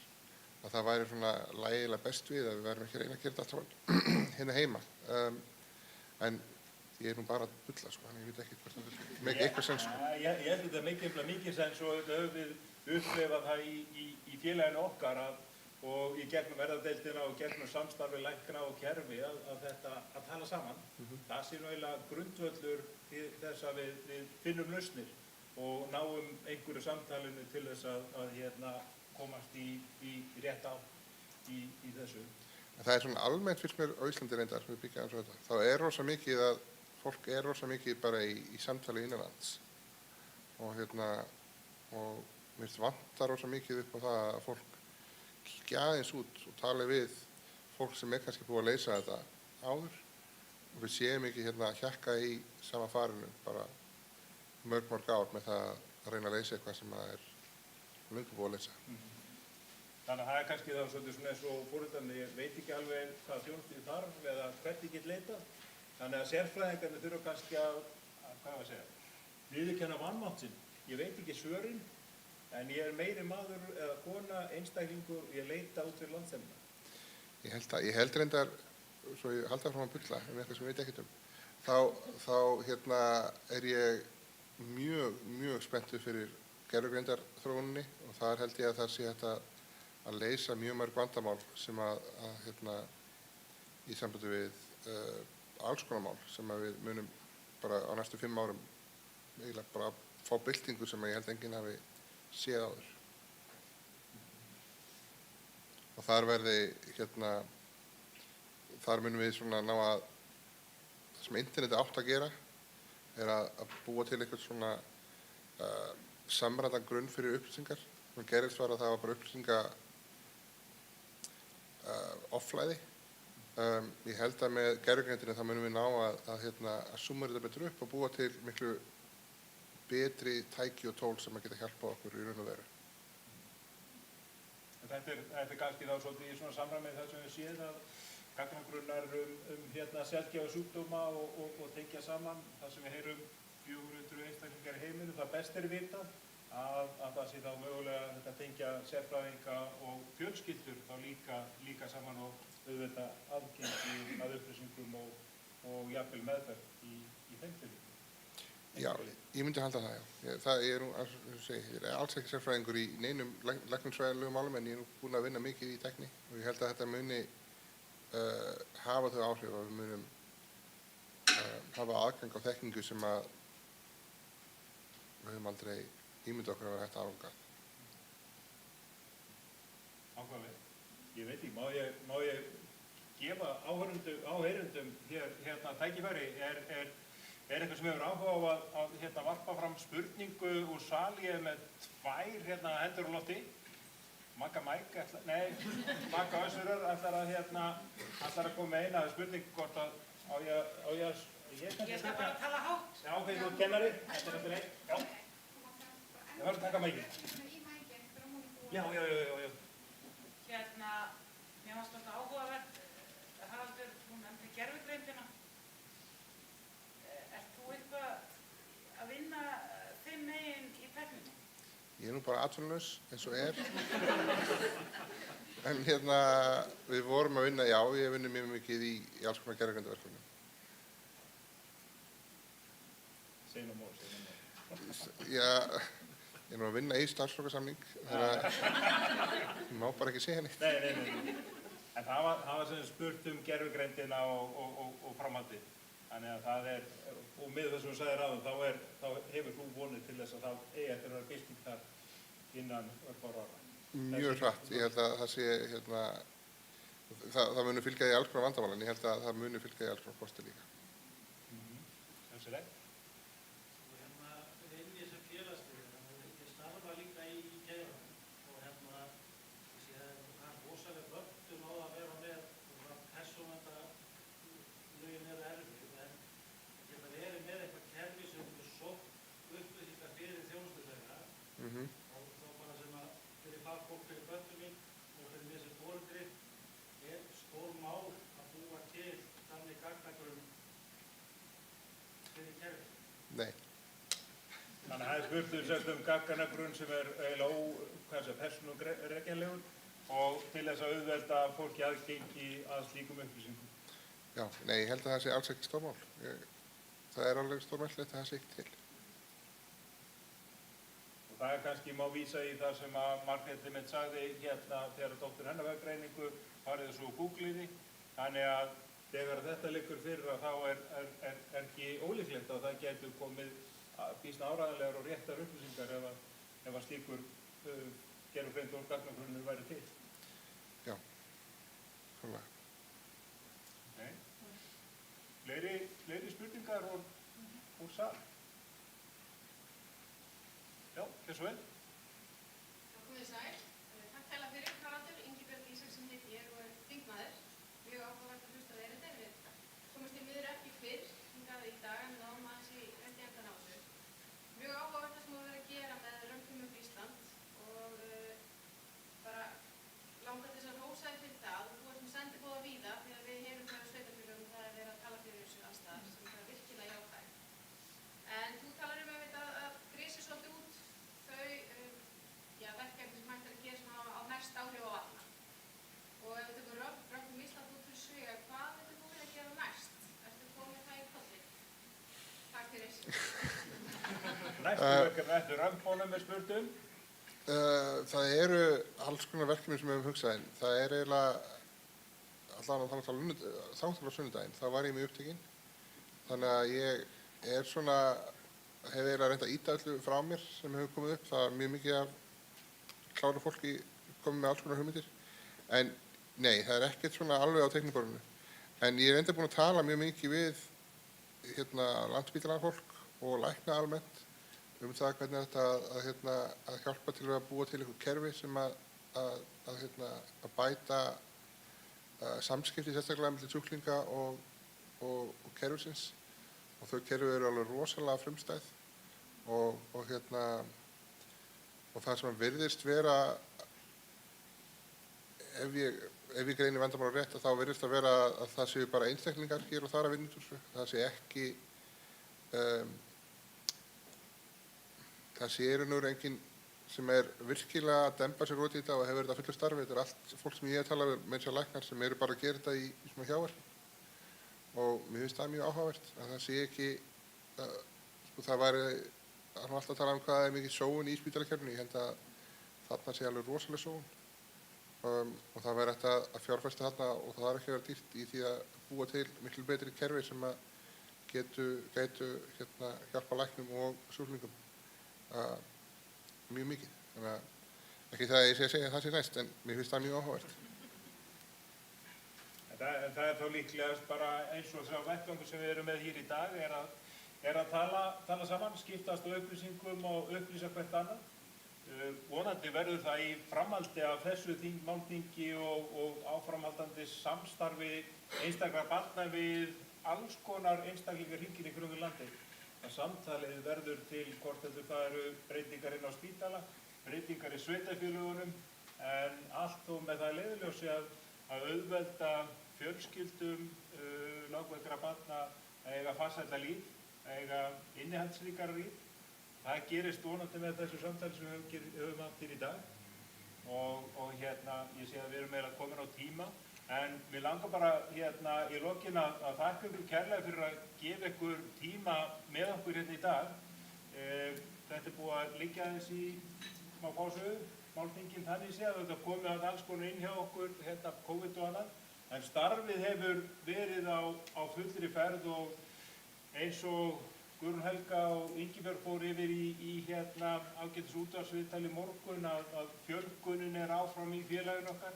Og það alveg ljóst að við þurfum áfram að eiga samtal og samstarf og ég held að ég noti orð Guðna sem hafa svolítið kristallast í gegnum málþingi í heild sinni. Það er von og ég held að það sé eitthvað sem að við tökum með okkur áfram heim og ef við tökum voninni þá held ég að við séum á ansi slæmum stað. En ég vona að þið eigið góða heimferð og hafi haft einhver ánægju af því samtali sem við höfum átt hér í dag. Þó að við séum formlegu dagskrá hér sé lokið, þá var ennþá kaffi á könnunni og ávextir og kökur. Og ef þið hafið tök á þá verði við getum tekið óformlegt spjall hér á eftir. En kæra þakki fyrir komuna Haraldur og þinn stuðning. Takk kærlega fyrir boðið.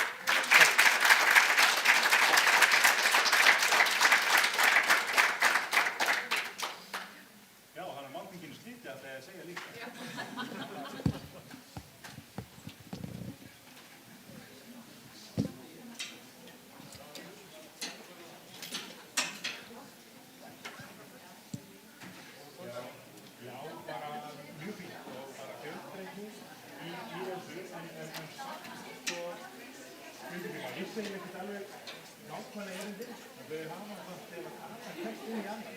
Það er að hvort þetta frá háskólamentum sérfræðing eða fóreldrarvinnsluti, systkinavinnsluti, þetta hefur allt talað saman og harmonar að svona inn í það sem við hefum bara inn í félagi hjá í þessu. Það eru líka verða, mér finnst þetta, þegar við svo óþólum á þetta, við viljum fara að breyta þetta svo fast. Við erum búin að taka þessa umræðu hér á málþingum ansi lengi hraðari breytingakerfan. Þannig finnst þær oft verða þessu sviða að segja, og ég hef horfið og það er bara að segja það er svona smá bóðlega það svona langar og einhver flækjustig og annað. Það er búin að sjá alls konar flækjumyndir í ólíku fyrirlöndum. Það er gömul úrelt og skrítið kerfi. Ekki bara við gætum ekki bara klipp eitthvað skiltið frá og einfalda, þú veist, annars það sé bara alveg non-stop, en handlarnir séu færðir á lögum. Bæði bætingin hafa verið að fara í gegnum þetta spítalakerfi hérna núna. Það er bara rosalega. Við sjáum þetta hér aftur svo hvernig að nú erum við einu starfsmaður með 640 við sjáum hérna að það er alltaf svo langa fyrir að fjölskyldunum börnin systkini sem alveg þau líka bíða eftir alls konar þjónustu og maður skilur ekki, við sitjum eftir alltaf að gera þetta. Þetta er bara, þetta er svona alls konar flækjandi og húsveita fólk og ég tala alltaf álið þegar við búið bara stöðum Selfossi, en ég hugsa að það er búið enn lengri burtu frá þjónustinu. Þú veist, það er alls konar líka erfiðleikar og flækjustig og annað sem að leggjast að þjónustinu til viðbótar, einhvern svona kerfislægur, það er að segja, computers er nóg, en þetta er mannanna verk. Og við hljótum að geta breytt þeim líka og skemmt eitthvað. Þetta er svona segir þetta samtal, við höfum svolítið verið ístæðum til það ég ætla að horfa bara sem kenni, ég er ekki sem innir maður, ég finn mér meiri mannir í bara hver og viðkynni vannmáttinn eða vannþekkingu, getur aðstoð. Þú veist, ég get ekki hluta aðstoð, nefndir þessi þú ekki hluta aðstoð. Sjá hvað gerist það. En við sjáum líka að það höfum við svolítið margar einstaklingar til banka.